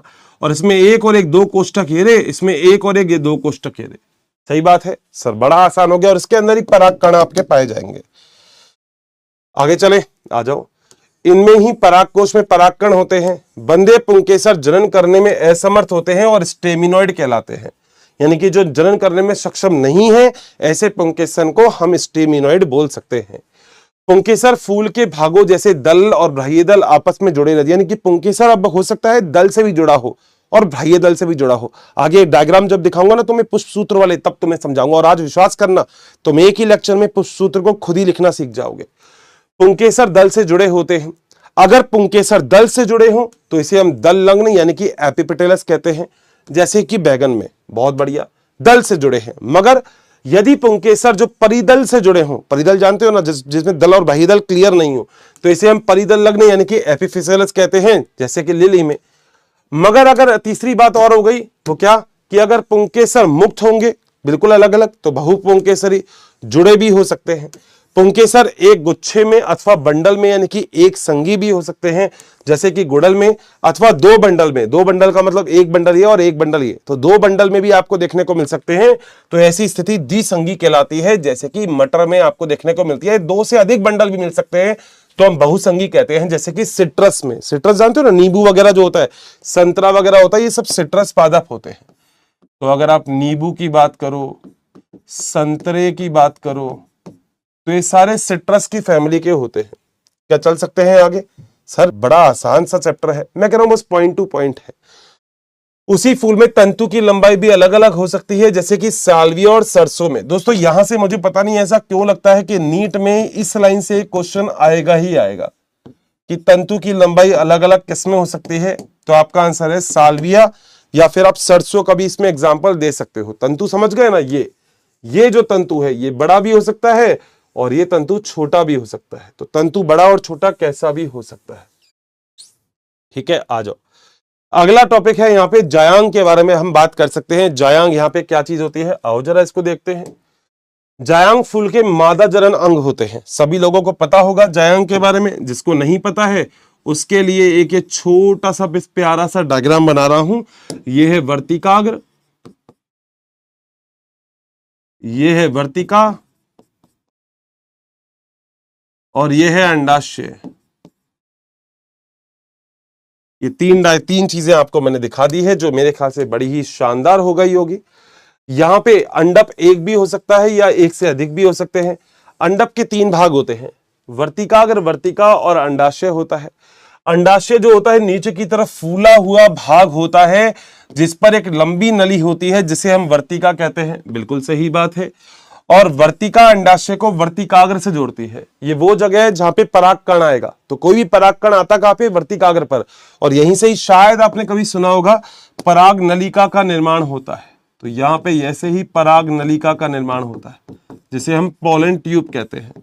मैं बोल रहा हूं ना, डायग्राम देखो बस दोस्त, लिटरली आपको बता रहा हूं, आपको शायद कभी दिक्कत नहीं आएगी, मगर अगर आप केवल एक ही तरीके से चलेंगे, वो है डायग्राम के बेस पे। तो केवल फोकस करना डायग्राम को, ठीक है।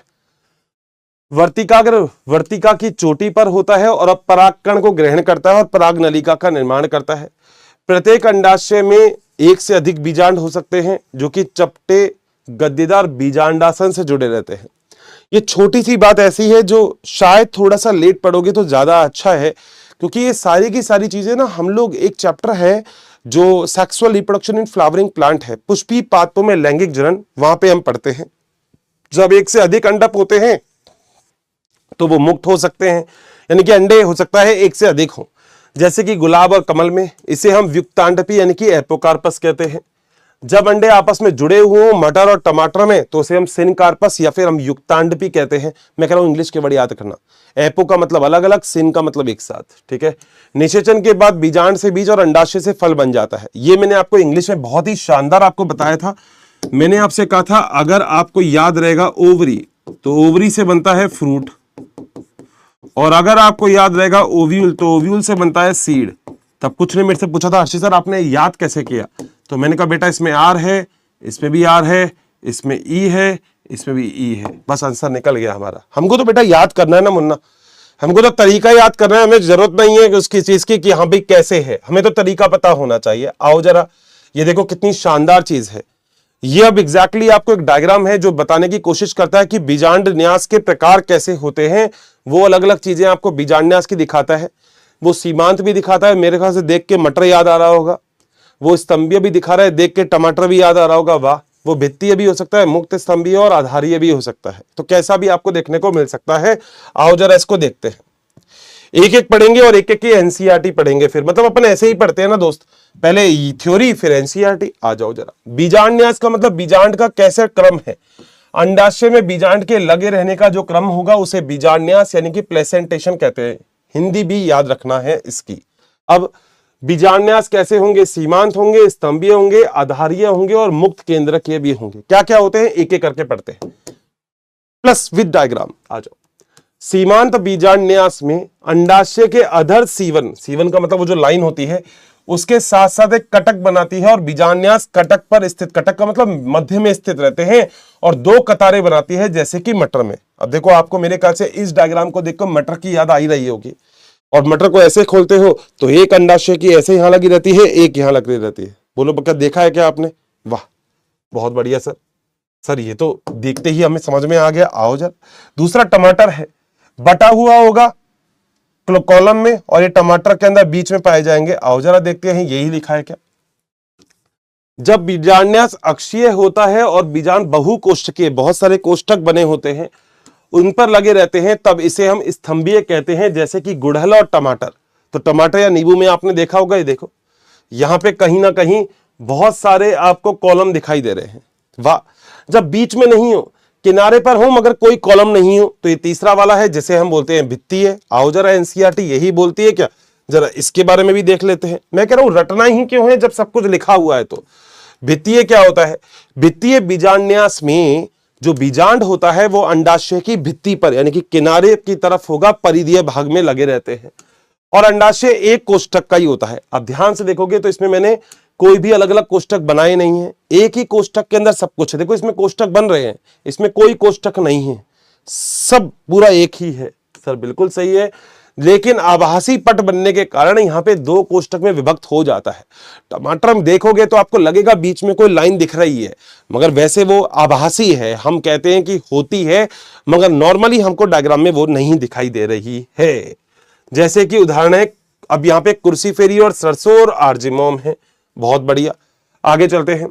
जब बीजांड केंद्र के अक्ष में होते हैं और पुटिये नहीं होते, जैसे डायंथस और प्रिमरोज, तब इसको हम मुक्त स्तंभीय कहते हैं। मुक्त स्तंभीय का मतलब देखो ये रहा, डायग्राम देख लेना दोस्त, ये रहा मुक्त स्तंभीय, केंद्र की है मगर कोई पट बटा हुआ नहीं है, तो ये कैसा है? ये है दय, जिसे हम बोलते हैं मुक्त स्तंभीय। ठीक है। जब आधार में होगा तो आधारी होगा। आओ जरा देख लेते हैं। आधारी बीजांडन्यास में बीजांडासन अंडाशय के आधार पर होता है, इसमें केवल एक ही बीजांड होता है, जैसे कि सूरजमुखी और गेंदा। बहुत बढ़िया अर्चित सर, डायग्राम से ही अर्चित सर सारी की सारी बातें हमें क्लियर ही हो रही है, थ्योरी की जरूरत ही नहीं पड़ी सर। चले मुन्ना आगे। वाह सर, पता है मतलब मैं तुमसे इसलिए हमेशा बोलता हूं कि चीजें आसान हैं, तुम इसको मुश्किल करके पढ़ोगे तो दोस्त हमेशा ही मुश्किल रहेगा, मगर अगर तुम इसे आसान करके पढ़ोगे तो शायद इससे आसान कुछ नहीं हो सकता।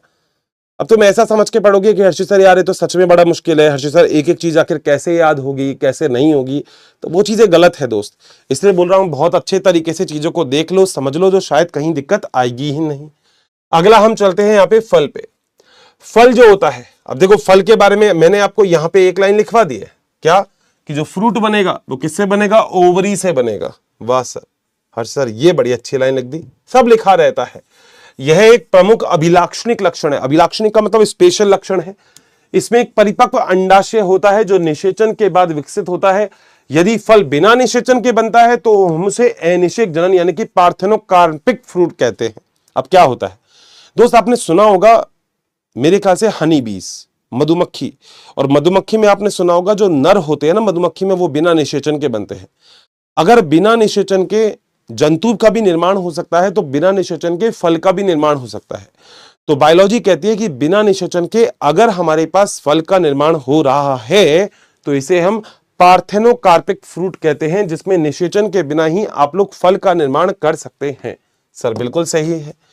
फल में एक भित्ति अथवा फल भित्ति पाई जाती है, अंदर बीज भी मिलता है। फल भित्ति बाहर की ओर, जैसे आम देखा है ना, उसमें भी देखो भित्ति पाई जाती है। एक तो छिलका छीलते हो आप, और सर बिल्कुल सही बोल रहे हो, जैसे फल भित्ति होती है वो शुष्क भी या गूदेदार भी हो सकती है। आम में तो गूदेदार है। सर बिल्कुल, फल भित्ति मोटी और गूदेदार होती है, तब उसमें एक बाहरी भित्ति होती है जिसे बाह्य फल कहते हैं। इसके अंदर मध्य फल भित्ति होती है और अंदर की ओर अंत्य फल भित्ति होती है। आप इसको आम के डायग्राम से समझ सकते हो। सबसे बाहर की बार बाह्य फल भित्ति, सबसे अंदर ही अंदर आपकी अंत्य फल भित्ति, और जो आप गूदा खाते हो ना वो होता है मध्य फल भित्ति, और अंदर की तरफ क्या होता है? बीज। यही सेम डायग्राम आप नारियल के अंदर भी देख सकते हो। नारियल में भी देखा जाए तो कहीं ना कहीं अंदर की तरफ आपका बीज ही पाया जाता है। देखो जरा नीचे वही है। आम और नारियल के फल एक प्रकार का अस्टिल फल यानी कि ड्रू फ्रूट है। ठीक है, क्योंकि इसमें बाह्य फलभित्ति, आंतरिक फलभित्ति, मध्य फलभित्ति मिलती है। ये एकांडपी उदरवर्ती अंडाशय से विकसित होते हैं और इनमें एक ही बीज होता है, दोनों में एक ही बीज होता है, बिल्कुल सही है। आम की फलभित्ति बाह्य फलभित्ति गूदेदार खाने योग्य मध्य फलभित्ति होती है और अंदर की तरफ कठोर पथरीली अंतर फलभित्ति को सुस्पष्ट रूप से देख सकते हो। तो आम में तो मेरे ख्याल से आसानी से देख सकते हो, और आम तो पहला वैज्ञानिक नाम है मेंजिफेरा इंडिका, और तुम्हें पता होगा फलों का राजा कहते हैं। नारियल में मध्य फलभित्ति जो होती है वो तंतु में होती है, यानी कि फाइबर निकले हुए रहते हैं। ये नारियल का डायग्राम रहा आपके सामने, बताओ आसान है? डायग्राम देख लो। मॉर्फोलॉजी चैप्टर तभी आसान है जब इसका डायग्राम देख लो मुन्ना। निषेचन के बाद जब बीजांड से बीज बन जाएंगे, अब बीज की बारे में बात कर लेते हैं। जो बीज होते हैं वो एक बीजावरण व भ्रूण भी होता है। भ्रूण में मूलांकुर, भ्रूणीयक्ष व गेहूं और मक्का में व दो पाए जाएंगे, चने में या द्विबीजपत्री बोलते हैं। आपको याद होगा मैंने आपको एक बीजपत्री और द्विबीजपत्री बताया था, नहीं याद है तो यहाँ पे आप एक डायग्राम देख सकते हो। ये द्विबीजपत्री का डायग्राम है, दो बीजपत्र दिख रहे हैं, एक ये और एक ये कैसे बनते हैं, क्या बनते हैं, सब आपके सेक्सुअल रिप्रोडक्शन वाले चैप्टर में है। मगर यहां पे इतना याद रखना, अगर दो टिफिन होंगे तो इसे हम बोलेंगे द्विबीजपत्री। दो टिफिन है तो द्विबीजपत्री, बोलो बात सही है, इसे हम बीजपत्र बोलते हैं। ठीक है, अगली चीज, जहां से निर्माण होता है किसका, तने का, उसे हम बोलते हैं प्रांकुर, और जहां से निर्माण होता है जड़ का उसे हम बोलते हैं मूलांकुर। बोलो बात सही। अगर आप ऐसे ही चना देखोगे तो चने के बाहर की तरफ बीजावरण पाया जाता है जो बीज को चारों तरफ से घेरता है। अंदर की तरफ एक डॉट लाइक स्ट्रक्चर होती है जिसे हम नाभिका कहते हैं, और उसके नीचे एक और स्ट्रक्चर होती है जिसे हम बीजांड द्वार कहते हैं। इनकी डिटेल स्टडी वहीं पढ़ोगे जब आप इसका निर्माण करना सीखोगे। चले दोस्त आगे आगे यहाँ पे अब हमारे पास जो टॉपिक आता है वो आता है द्विबीजपत्री बीज की संरचना आखिर कैसी होती है। तो पूरा डायग्राम है अपने पास, अपन यहीं पे इस डायग्राम में ही सब चीजों को समझ लेंगे। आओ, बीज की बाहरी परत जो बीज का सुरक्षा करती है उसे हम बीजावरण कहते हैं। तो आप दिख रहा होगा आपको बीजावरण, यहाँ पे ये रहा। ठीक है, बीजावरण की दो सतह होती है। ठीक है, जो बाहर वाली होती है उसे हम बीजचोल कहते हैं और अंतर वाली को टैगमेन कहते हैं। तो बाहर वाली को दोस्तों एक और नाम दिया जा सकता है जिसे हम बोलते हैं टेस्टा। क्या, टेस्टा। तो बाहर वाली जो परत होगी उसे हम टेस्टा बोलेंगे, अंदर वाली को टैगमेन बोलेंगे। सर बहुत ही बढ़िया बात हो गई सर, आगे चलते हैं सर। बीज पर एक शत चिन्ह की तरह ऊर्ध्व होता है जिसके द्वारा बीज फल से जुड़ा होता है, जिसे नाभिका कहते हैं। तो बीज जहां से फल से जुड़ा होता है वो संरचना नाभिका हो गई। ठीक है, प्रत्येक नाभिका के ऊपर एक छिद्र होता है जिसे हम बीजांड द्वार कहते हैं। बिल्कुल, बीजावरण हटाने के बाद आप इनमें भ्रूण को देख सकते हैं। जब आप बीजावरण हटाएंगे तो अंदर आपको छोटा सा भ्रूण दिख जाएगा। भ्रूण एक्चुअली क्या होता है, जब युग्मनज बनता है ना, दो युग्मक के संलयन से युग्मनज बनता है और उसमें लगातार समसूत्री विभाजन होता है तो उससे भ्रूण का निर्माण होता है। भ्रूण एक भ्रूणीय अक्ष व दो गूदेदार बीजपत्र होते हैं। बिल्कुल, आपको दो गूदेदार बीजपत्र बिल्कुल डायग्राम में भी दिख रहे होंगे किस तरीके से हैं। बीजपत्र भोजन को संचय करते हैं। अक्ष से नीचे निकले हुए भाग को मूलांकुर कहते हैं जहां से जड़ का निर्माण होता है, और ऊपर पत्तीदार भाग को प्रांकुर कहते हैं जिससे तने का निर्माण होता है। भ्रूणपोष भोजन के संग्रह करने वाला उत्तक है जो द्विनिषेचन के बाद बनता है। द्विनिषेचन यानी कि दोहरा निषेचन। दोस्त पादप के अंदर एक्चुअली क्या होता है, ये आएगा तो देखो आगे के चैप्टर में ही, मगर मैं समझा रहा हूं। पादप में क्या होता है, एक नर युग्मक जो होता है ना वो अंड कोशिका से क्रिया करता है और इससे 2n बनता है। ठीक है, ये बीज बनाएगा आगे। मगर एक जो और नर युग्मक होता है ये ध्रुवीय जो केंद्रक होते हैं उससे क्रिया करता है और ये 3n बनाता है। यही चीज होती है जिसे हम भ्रूणपोष कहते हैं, भोजन संग्रह का कार्य। तो निषेचन कितनी बार हुआ, 2 बार, इसलिए हम इसे दोहरा निषेचन कहते हैं। कौन सा निषेचन, दोहरा निषेचन। दोहरा निषेचन का मतलब है निषेचन की अभिक्रिया 2 बार हो रही है, तो हमने इसे दोहरा निषेचन बोल दिया। आगे चलते हैं। चना और सेम और मटर के भ्रूणपोष में पतला होता है इसलिए ये अभ्रूणपोषी है, जबकि अरंड में गूदेदार है तो भ्रूणपोषी है। अब किसी के अंदर मान लो भ्रूणपोष मिल ही नहीं रहा है, ही नहीं भ्रूणपोष, तो वो अभ्रूणपोषी हो गया। भैया टिफिन नहीं है तो अटिफिनीय, टिफिन है तो टिफिनीय। तो टिफिन होना चाहिए, सीधी सी बात है। मतलब सर आपके कहने का मतलब है कि अगर टिफिन उपस्थित होगा तो वो भ्रूणपोष, बिल्कुल। टिफिन नहीं है तो अभ्रूणपोषी हो गया। सर बहुत ही बढ़िया सर, मजा आ गया है सर, क्या बात रख दी आपने। अब एक बीजपत्री बीज की संरचना बता दी, वो है ये जब पढ़ लोगे तो एक बीजपत्री बीज भी समझ में आ जाएगा। नाम से समझ में आ रहा है, ये है द्विबीजपत्री क्योंकि इसमें दो बीजपत्र हैं, एक और एक दो। मगर ये है आगे वाला एक बीजपत्री क्योंकि इसमें बीजपत्र की संख्या जो होती है वो एक ही पाई जाती है, दो नहीं होती। आओ जरा देख लेते, पढ़ लेते हैं ना क्या दिक्कत आ रही है। आ जाओ। एक बीजपत्री में भ्रूणपोष होता है लेकिन उसमें कुछ अभ्रूणपोषी भी होते हैं। लगभग सब में आपको भ्रूणपोष मिलता है, ये रहा भ्रूणपोष, ये रहा। मगर कुछ ऐसे होते हैं जिनमें भ्रूणपोष पाया ही नहीं जाता। तो नॉर्मली तो भ्रूणपोष मिलेगा एक बीजपत्री में, मगर कईयों में बीजपत्र मिलता ही, भ्रूणपोष मिलता ही नहीं है। तो ऐसे भी हो सकते हैं, पहली बात। दूसरी बात, यहां पर एक्चुअली क्या होता है दोस्त, यहां पर जहां से जड़ निकलती है उसे हम बोलते हैं मूलांकुर, जहां से तना निकलता है उसे हम बोलते हैं प्रांकुर। मगर प्रांकुर के ऊपर एक संरचना होती है जिसे हम बोलते हैं प्रांकुर चोल, और मूलांकुर के ऊपर एक संरचना होती है जिसे हम बोलते हैं मूलांकुर चोल। सही बात है, ठीक है सर। बाहर की तरफ बीजावरण पाया जाता है और वहीं पे एक एलिरोन की सतह होती है। क्या होती है? एलिरोन की सतह, जो कि प्रोटीन से निर्मित होती है, 3N होती है ये। आओ जरा ये देख लेते हैं क्या। जैसे कि ऑर्किड यानी कि अभ्रूणपोषी भी होते हैं, तो अभ्रूणपोषी का नीट में बढ़िया एग्जांपल यहां से इससे क्वेश्चन बन सकता है जो है ऑर्किड। एक्सेप्शन जहां हो ना वहां से क्वेश्चन बनने के चांसेस हमेशा ही ज्यादा होते हैं मुन्ना। लड़कियों देखो ध्यान से, तुम बात सुनना मेरी। लड़कों तुम तो सुनते ही होंगे ना, बात सुन रहे हो ना तुम, तभी तो सुनते हो नालायको। मेरी बात सुनते रहते हो, कमेंट करते नहीं हो, कैसे काम चलेगा? अरे नहीं हर्षित सर, हम अब करने लग गए सर, ऐसी बात नहीं है, आप हमसे ऐसा मत बोलो, अब हम करते हैं। ठीक है भैया। अनाज के बीज जैसे मक्का में बीजावरण झिल्लीदार तथा फल भित्ति से जुड़ा हुआ होता है। भ्रूणपोष स्थूलीय यानी कि थोड़ा सा हैवी होता है, मतलब टाइट भी कह सकते हैं आप, टफ कह सकते हैं, और भोजन का संग्रह करता है। भ्रूणपोष की बाहरी भित्ति भ्रूण को एक प्रोटीन की सतह से अलग करती है जिसे हम एलिरोन की सतह कहते हैं। देख लिया एलिरोन, ठीक है। भ्रूण आकार में छोटा होता है और भ्रूणपोष एक सिरे पर खांच में स्थित होता है। ऊपर की तरफ भ्रूणपोष देखा था, बिल्कुल। यहाँ पे एक बड़ा और ढालाकार बीजपत्र होता है जिसके हम स्क्रूटेलम कहते हैं। तो आपने देखा कि एक बीजपत्री में केवल एक ही बीजपत्र है जिसके हम स्क्रूटेलम कह दिया। एक छोटा अक्ष होता है जिसे प्रांकुर और मूलांकुर कहते हैं, मगर प्रांकुर और मूलांकुर एक चादर से ढके होते हैं जिसे प्रांकुर चोल और मूलांकुर चोल कहते हैं। ये हमने डायग्राम में देख लिया था, ये रहा। और जो अविकसित होगा उसे हम स्क्रूटेलम बोलेंगे। बोलो क्या पॉइंट बिल्कुल क्लियर? कहीं कोई दिक्कत वाली बात तो नहीं आ रही है? ऐसा तो नहीं लग रहा अर्चित सर ये क्या हो गया? तो भ्रूण हमने बड़ा ही आसान तरीके से ये समझ लिया कि भ्रूण सच में कैसा होता है। अब जब हम ये पूरा का पूरा चैप्टर पढ़ लेते हैं ना, तो एक ऐसी चीज हमारे सामने आती है जो हर कोई ये कहता है कि अर्चित सर ये याद नहीं होती, पूरा याद हो जाता है। पुष्प सूत्र कैसे याद करें सर? सर पता है हर कोई टीचर कहता है कि पुष्प सूत्र याद हो जाएंगे। क्या सच में याद हो सकते हैं? मैं कह रहा हूं थ्योरी के ऊपर नहीं, डायग्राम पे चलेंगे अपन।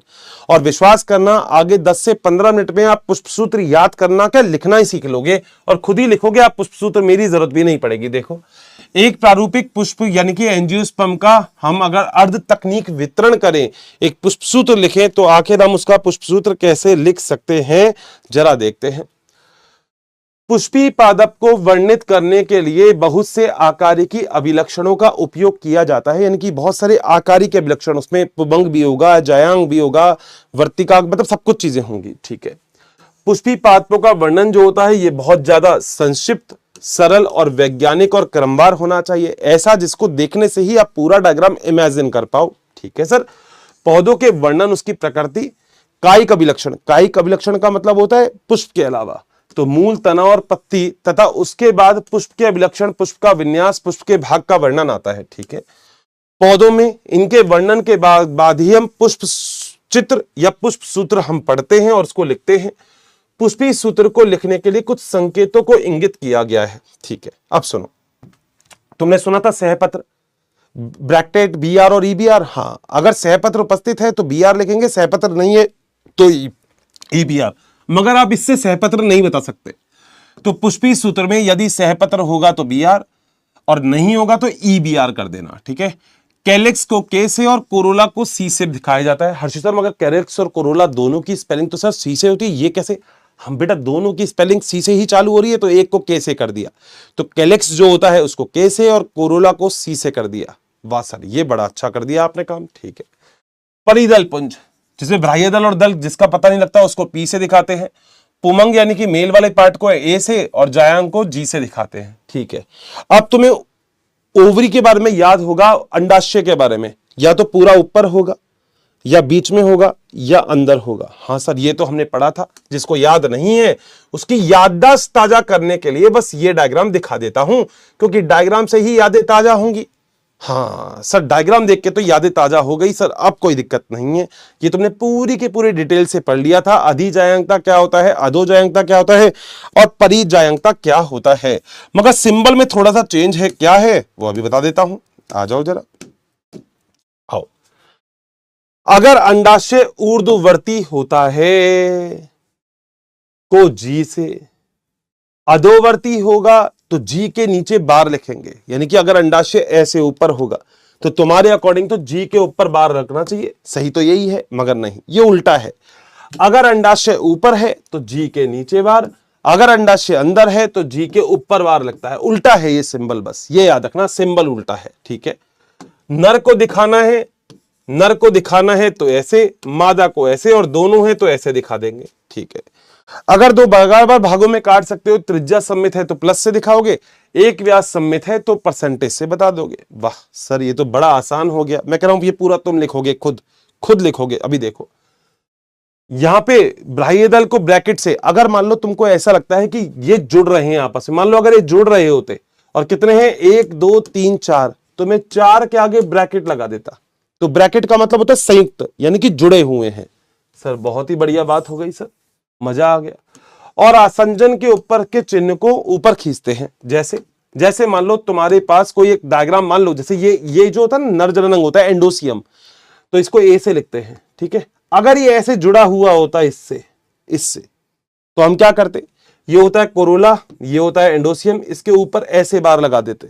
इसका मतलब कोरोला से एंडोसियम जुड़ा हुआ है। वाह सर, बड़ा ही शानदार सर, आपने क्या तरीके से समझा दिया। ये तो आसान ही हो गया। पुष्प सूत्र के विभिन्न भागों की संख्या और क्रम हमको यहां पर इनसे जानकारी प्राप्त होती है। मात्रक्ष, मात्रक्ष का मतलब ये रहा, ये है मात्रक्ष, जिसको देख के आप समझा सकते हो कि सच में ये डायग्राम कहां से सीधा है, उसे हम मात्रक्ष कहते हैं। वाह सर, बहुत ही जबरदस्त। जिसे डॉट द्वारा पुष्प के ऊपर इंगित करते हैं, बिल्कुल सही है। कैलेक्स, कोरोला, पुमंग और जायांग ये क्रमबद्ध दिखाए जाते हैं। तो पहले कैलेक्स होगा, फिर कोला होगा, फिर पुमंग, फिर जायांग होगा। सही बात है। कैलेक्स सबसे बाहर की ओर, जायांग सबसे भीतर की ओर। कैलेक्स सबसे बाहर की ओर और जायांग सबसे भीतर की ओर लिखा जाता है, बिल्कुल सही है। ससंजन को और असंजन को चक्कर के भागों में चक्कर को इंगित करते हैं, वो मैं अभी बताऊंगा तुम्हें कैसे चक्कर। ठीक है, यहाँ पे ब्रैसिकेसी पुष्प के पुष्प सूत्र दिखाए गए हैं। अब ब्रैसिकेसी का कैसे है जरा देखो, यही डायग्राम समझ में आ गया तो आगे कहीं दिक्कत नहीं आएगी। देखो मात्रक्ष दिख रहा है, ठीक है, ये है कैलेक्स, ध्यान से देखना, ये है कैलेक्स। कितने हैं, 1 2 3 और 4। इससे पहले मैं आपको एक चीज बताता हूं। देखो, सबसे पहली बात, क्या इस पुष्प को मात्रक से ऐसे काटोगे और ऐसे काटोगे तो क्या ये दो बराबर भागों में? हाँ, इसका मतलब त्रिज्या सममित है, बिल्कुल, तो प्लस बना दोगे, पहला काम हो गया। ठीक है सर, बहुत बढ़िया। यहां पे नर वाला भाग भी है, यहां पे मादा वाला भाग भी है, इसका मतलब नर और मादा दोनों हैं, तो बाइसेक्सुअल है। सर बिल्कुल सही बात है सर, दूसरा पॉइंट भी चमक गया दिमाग में। ठीक है, कैलेक्स है 1 2 3 4, मगर ध्यान से देखोगे तो ये वाला पूरा भार और ये पूरा भार है, ये पूरा अंदर और ये पूरा अंदर है, तो 2 + 2 होगा, 2 भार 2 अंदर। कैलेक्स 2 + 2, 2 भार 2 अंदर। सही है, वाह सर, गजब। कोरोला 1 2 3 4 है, कोरोला 4 है। एंडोसियम 2 तो बाहर की ओर है, दिख रहे हैं, और 4 अंदर की ओर है, तो 2 + 4। गाइनोसियम 1 और 1 2, और दोनों जुड़े हुए होंगे, तो 2 हैं, दोनों जुड़े हुए का मतलब ब्रैकेट। और ओवरी ना, ये सुपीरियर है। सर डायग्राम से कैसे बताएंगे? डायग्राम में ओवरी नहीं दिखती, डायग्राम में ना आपको सहपत्र दिखेगा, ब्रैक्ट भी नहीं दिखेगा, ना आपको ओवरी दिखेगी, तो दो चीज आपको डायग्राम में दिखेगी ही नहीं। ठीक है सर, बहुत बढ़िया। इसका एक एग्जांपल है हमारे पास सोलोनेसी। तो सोलोनेसी फैमिली की हम यहां पे बात कर लेते हैं।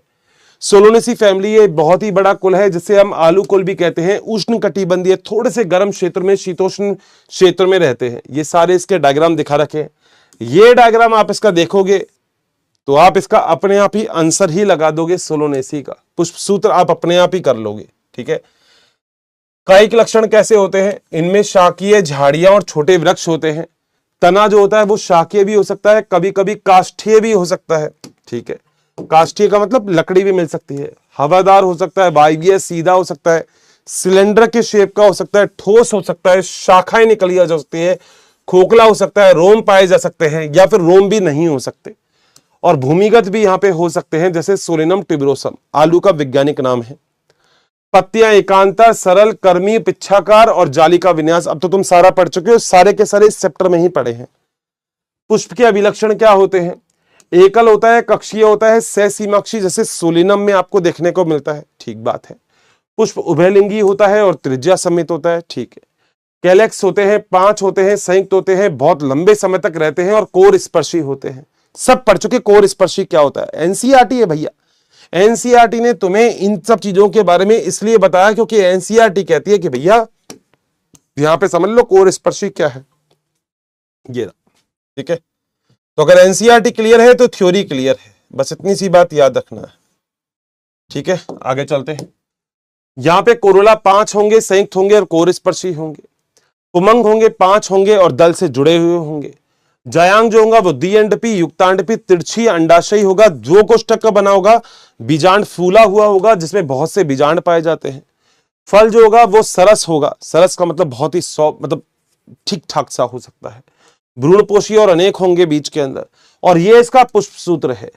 अब आप पुष्प सूत्र खुद देखना। अब यहां पे देखो क्या है, मैं यहां पे बता रहा हूं, ये त्रिज्या समित है, नर और मादा दोनों हैं, कैलेक्स 5 है, पांचों जुड़े हुए हैं। तुम खुद देखो, पहली बात तो त्रिज्या सम्मित है, बिल्कुल सही है। नर और मादा दोनों हैं, बिल्कुल सही है। वाह सर क्या बात है। कैलेक्स 5 है, 1 2 3 4 5 और पांचों जुड़े हुए हैं। हर्षित सर क्या बात है, क्या बात है।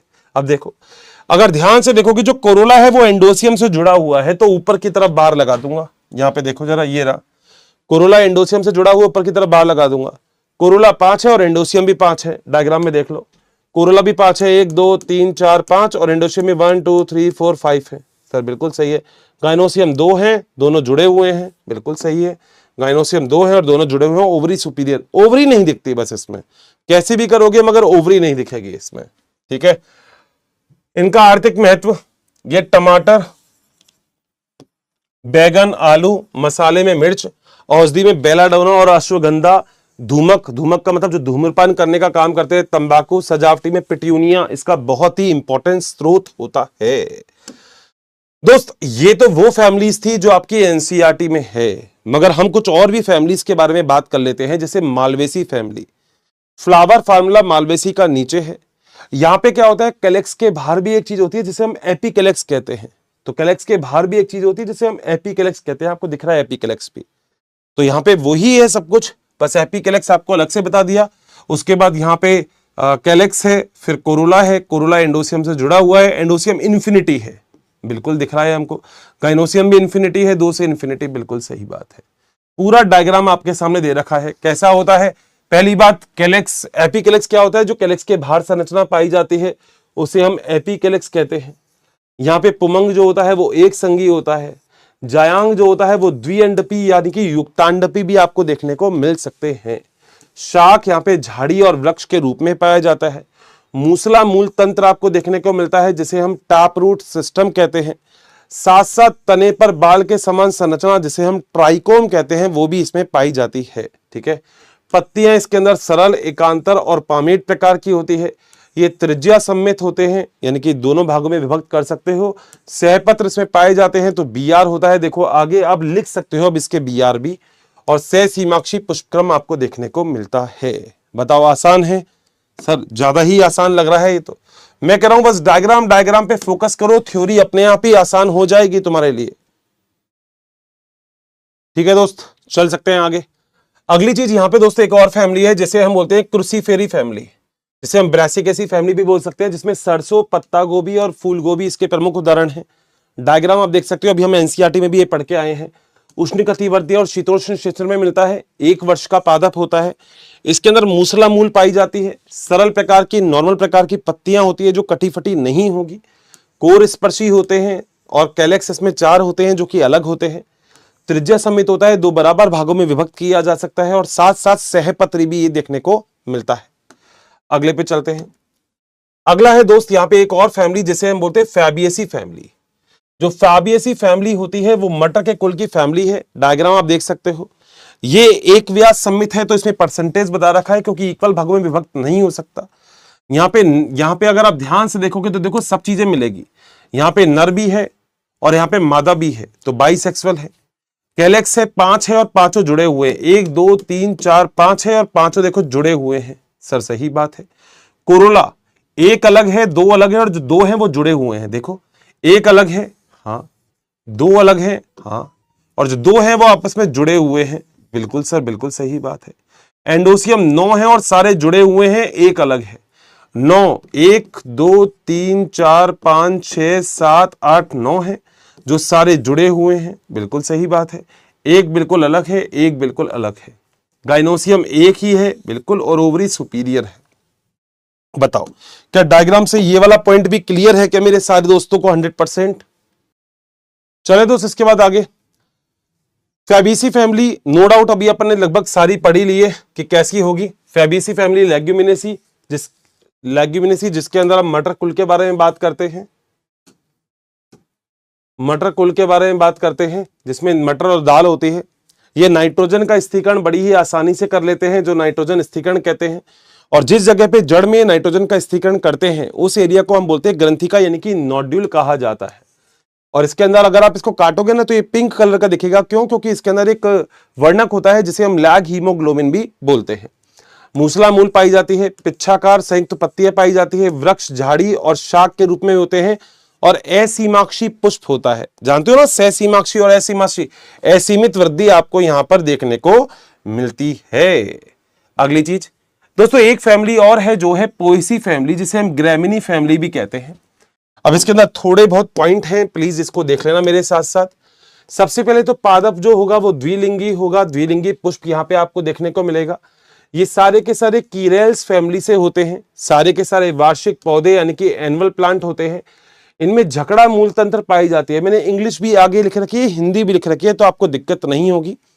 यहाँ पे स्टेम जो होता है वो ज्वाइंटेड होता है। यहाँ पे कठोर एकांतर पत्ती आपको देखने को मिलती है। साथ साथ देखा जाए तो यहाँ पे एंडोसियम जो होता है वो साधारण रूप से 3 होता है, मगर कई बार 6 भी हो सकता है, जैसे ओराइजा के अंदर नीट में आ सकता है। कैलेक्स जो होता है वो 2 होते हैं। कोरोला भी लगभग 2 ही आपको देखने को मिलते हैं। गाइनोसियम जो होता है वो एक संघी होता है यानी कि मोनोकार्पलरी होता है और आधारी बीजान्यास यानी कि ब्लेसल प्लेसेंटेशन आपको देखने को मिलता है। अगर देखा जाए तो गाइनोसियम यहाँ पे मोनोकार्पलरी एकांडपी आपको देखने को मिलेगा, साथ साथ एक कोष्ठकी देखने को मिलेगा। इसके बहुत सारे एग्जाम्पल आप लोग कर सकते हैं। बाकी सैपल और पेटल्स जो बाह्य दल और दल होते हैं वो मिलकर एक संरचना बनाते हैं जिसे हम बोलते हैं टैपल यानी कि पर्यंत, जिसे हम परिदल पुंज भी कहते हैं। यहाँ पे एंडोसियम 3 होते हैं जो कि एक झुंड में होते हैं, जिसे हम पृथक पुंकेसरी भी कहते हैं।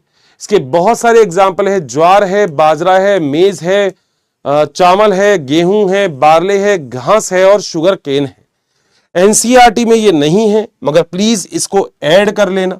और देखो ऐड करने की बात भी बस मैं आपसे इसलिए बोलता हूं क्योंकि कहीं ना कहीं ये चीज ऐड हो जाए तो बढ़िया है।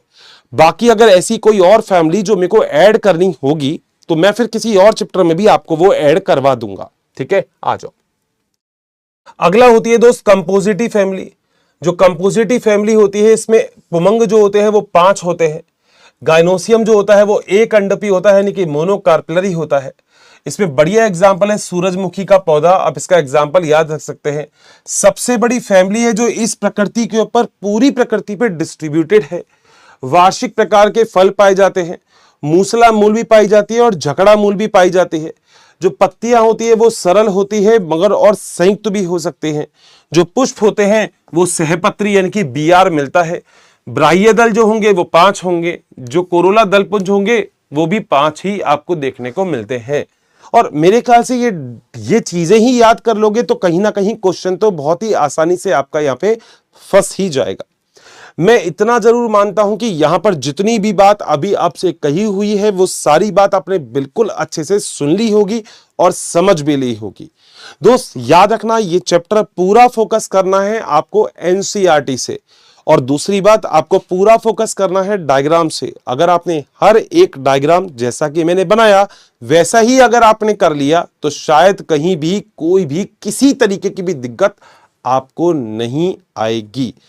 आशा करता हूं कि ये सारी चीजें आपको क्लियर हो गई होंगी, मगर ये सारी बातें आप लोगों से करने के बाद एक और चीज है जो हमारे पास बचता है, इसका सारांश। भैया इसको कैसे छोड़ सकते हैं, हमने किसी चैप्टर में नहीं छोड़ा।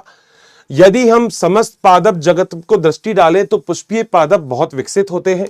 यह आकार में, माप में, संरचना में, पोषण में, जीवन काल में बहुत ज्यादा विविधता दिखाते हैं। अलग अलग पुष्प अलग अलग तरीके के होते हैं, सही बात है।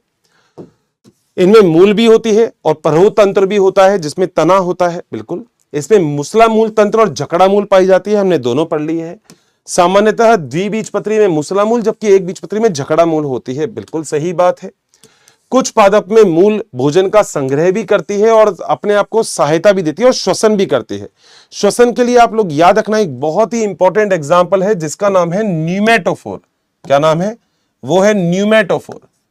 तो न्यूमेटोफोर होता है ना, ये श्वसन वाली मूल होती है, ठीक है, और मैंग्रोव पादप में पाई जाती है। और मैंग्रोव पादप का अच्छा एग्जांपल है राइजोफोरा। कई बार ना कुछ ऐसी जड़ें होती हैं जो जमीन से ऊपर आ जाती है, उल्टी मतलब ऊपर आ जाती है, जबकि जब जड़ तो जमीन के नीचे जानी चाहिए, उसे ही हम बोलते हैं श्वसन मूल। आगे चलते हैं मुन्ना। आगे यहाँ पे परहु तंत्र में तना, पत्ती, पुष्प और फल भी यहाँ पे मिलते हैं। तने में आकार के अभिलक्षण होता है, गांठ और पोरियां, मैंने आपको पूरा समझा दिया नोड और इंटरनोड के बारे में। बहुत सारे रोम मिलते हैं। अच्छा, तने के जो रोम होते हैं उसको बायोलॉजी में एक नाम बोला जाता है जिसे हम बोलते हैं ट्राइकोम। तो तने रोम को बोलते हैं ट्राइकोम पाए जाते हैं। और यह आपको धनात्मक प्रकाशानुवर्ती, यानी कि देखो प्रकाश कहां आता है? ऊपर ना, तना भी ऊपर जाएगा, तो तना तो धनात्मक प्रकाशानुवर्ती गति करता है और गुरुत्वाकर्षण के विपरीत जा रहा है तो ऋणात्मक गुरुत्वानुकर्षण वृद्धि करता है। कमेंट बॉक्स में जरूर बताना कि आखिर जड़ की कैसे वृद्धि होगी, धनात्मक तो और ऋणात्मक। बहुत बढ़िया आंसर दे दिया वैसे मैंने। यहां उपस्थित मूल में अंतर को आसानी से समझ सकते हो। पत्तियां तने की पार्श्वीय गांठ पर बाहर किसके रूप से विकसित होती है। ये रंग में हरी होती है क्लोरोफिल के कारण और प्रकाश संश्लेषण भी करती है। पत्तियां आकार में, माप में, शीर्ष में, पत्तियों में स्तारिका के कटाव को सुस्पष्ट आप देख सकते हो, यानी कि किस तरीके से पत्तियां कटी होगी, ठीक है। पुष्प एक प्रकार का रूपांतरित है जो लैंगिक जनन का कार्य करता है। पुष्प जो होता है वो विभिन्न प्रकार के पुष्पक्रम में व्यवस्थित होते हैं। अब तो हमने पुष्पक्रम भी पढ़ लिए। यह संरचना ज्यामितीय और अन्य के अपेक्षा अंडाशय की स्थिति भी होती है। बाह्य दल कहाँ होते हैं, अंडाशय क्या होता है, ये सब क्रमबद्ध बहुत ही इंपॉर्टेंट तरीके से हम लोग अभिव्यक्त कर सकते हैं। निषेचन के बाद अंडाशय से फल मिलता है और बीजांड से बीज। मैंने तो बता दिया ओवरी ओव्यूल, भाई साहब RE ये याद रखना बस। जो बीज होता है वो एक बीजपत्री और द्विबीजपत्री हो सकते हैं। आकार और जीवन काल की क्षमता में विविध प्रकार के रूप के होते हैं। अब कुछ बीज ऐसे होते हैं जो 1 साल जिंदा रहते हैं, कुछ ऐसे होते हैं जो कई 100 साल भी जिंदा रह सकते हैं। बोलो क्या यहां तक मेरे ख्याल से लगभग सारा पॉइंट क्लियर है ना। आगे चलते हैं हम, जरा इसके अंदर थोड़े से और भी पॉइंट्स देख लेते हैं तो आगे और अच्छे से क्लियर हो जाएगा ये। सो पुष्पीय अभिलक्षण पुष्पीय पादपों के वर्गीकरण तथा पहचान के आधार माने जाते हैं। इनका वर्णन कुल अर्ध तकनीकी वितरणों और चित्रों की सहायता से, हम पुष्प जो चित्र भी बनाए थे उनकी सहायता से कर सकते हैं। यह एक शब्दावली का उपयोग करते हैं। शब्दावली मेरे ख्याल से आपको याद है, प्लस, परसेंटेज क्या होता है, BR EBR क्या होता है, A क्या होता है, K क्या होता है, सब पता है आपको। ये एक क्रम के रूप में रखते हैं और इनको हम पुष्पीय चित्र और पुष्पीय अंगों के द्वारा निरूपित भी कर सकते हैं। मैं लिटरली आपसे बोल रहा हूं बहुत ही आसान चैप्टर है और ये तब आसान रहेगा चैप्टर जब आप सच में मेरे साथ साथ ही पढ़ोगे। मैं आशा करता हूं कि चैप्टर सच में जब कभी भी बहुत थ्योरेटिकल लगता होगा तो आज के बाद तो बिल्कुल भी थ्योरेटिकल नहीं लगेगा, पहली बात। दूसरा, इस चैप्टर को देखने के बाद आप इतना जरूर समझ गए होंगे कि अगर हमें एनसीईआरटी पढ़नी है तो एनसीईआरटी पढ़ने के लिए हमें कहीं ना कहीं डायग्राम का सहारा लेना पड़ेगा। दूसरी बात, ये जो पूरा का पूरा लेक्चर है, इस लेक्चर के जो नोट्स हैं वो आपको जो नीचे लिंक है उस लिंक के अंदर जब आप क्लिक करेंगे तो आपको बिल्कुल वहां पे लेक्चर के नोट्स मिल जाएंगे पीडब्ल्यू ऐप पे, जो आप आसानी से डाउनलोड कर सकते हो। और मेरे ख्याल से देखो लेक्चर के नोट्स में सबसे खास बात क्या होती है, आपको याददाश्त रहती है कि अरे यार ये चीज तो मैंने पढ़ी थी, हर्षित सर ने ऐसे पढ़ाया था इसको। सो आशा करता हूं कि ये लेक्चर बहुत ही शानदार गया होगा, बहुत ही बढ़िया गया होगा, सब कुछ लगभग समझ में आया होगा। मिलते हैं फिर अपने अगले लेक्चर में। Till then bye bye, take care, thank you so much.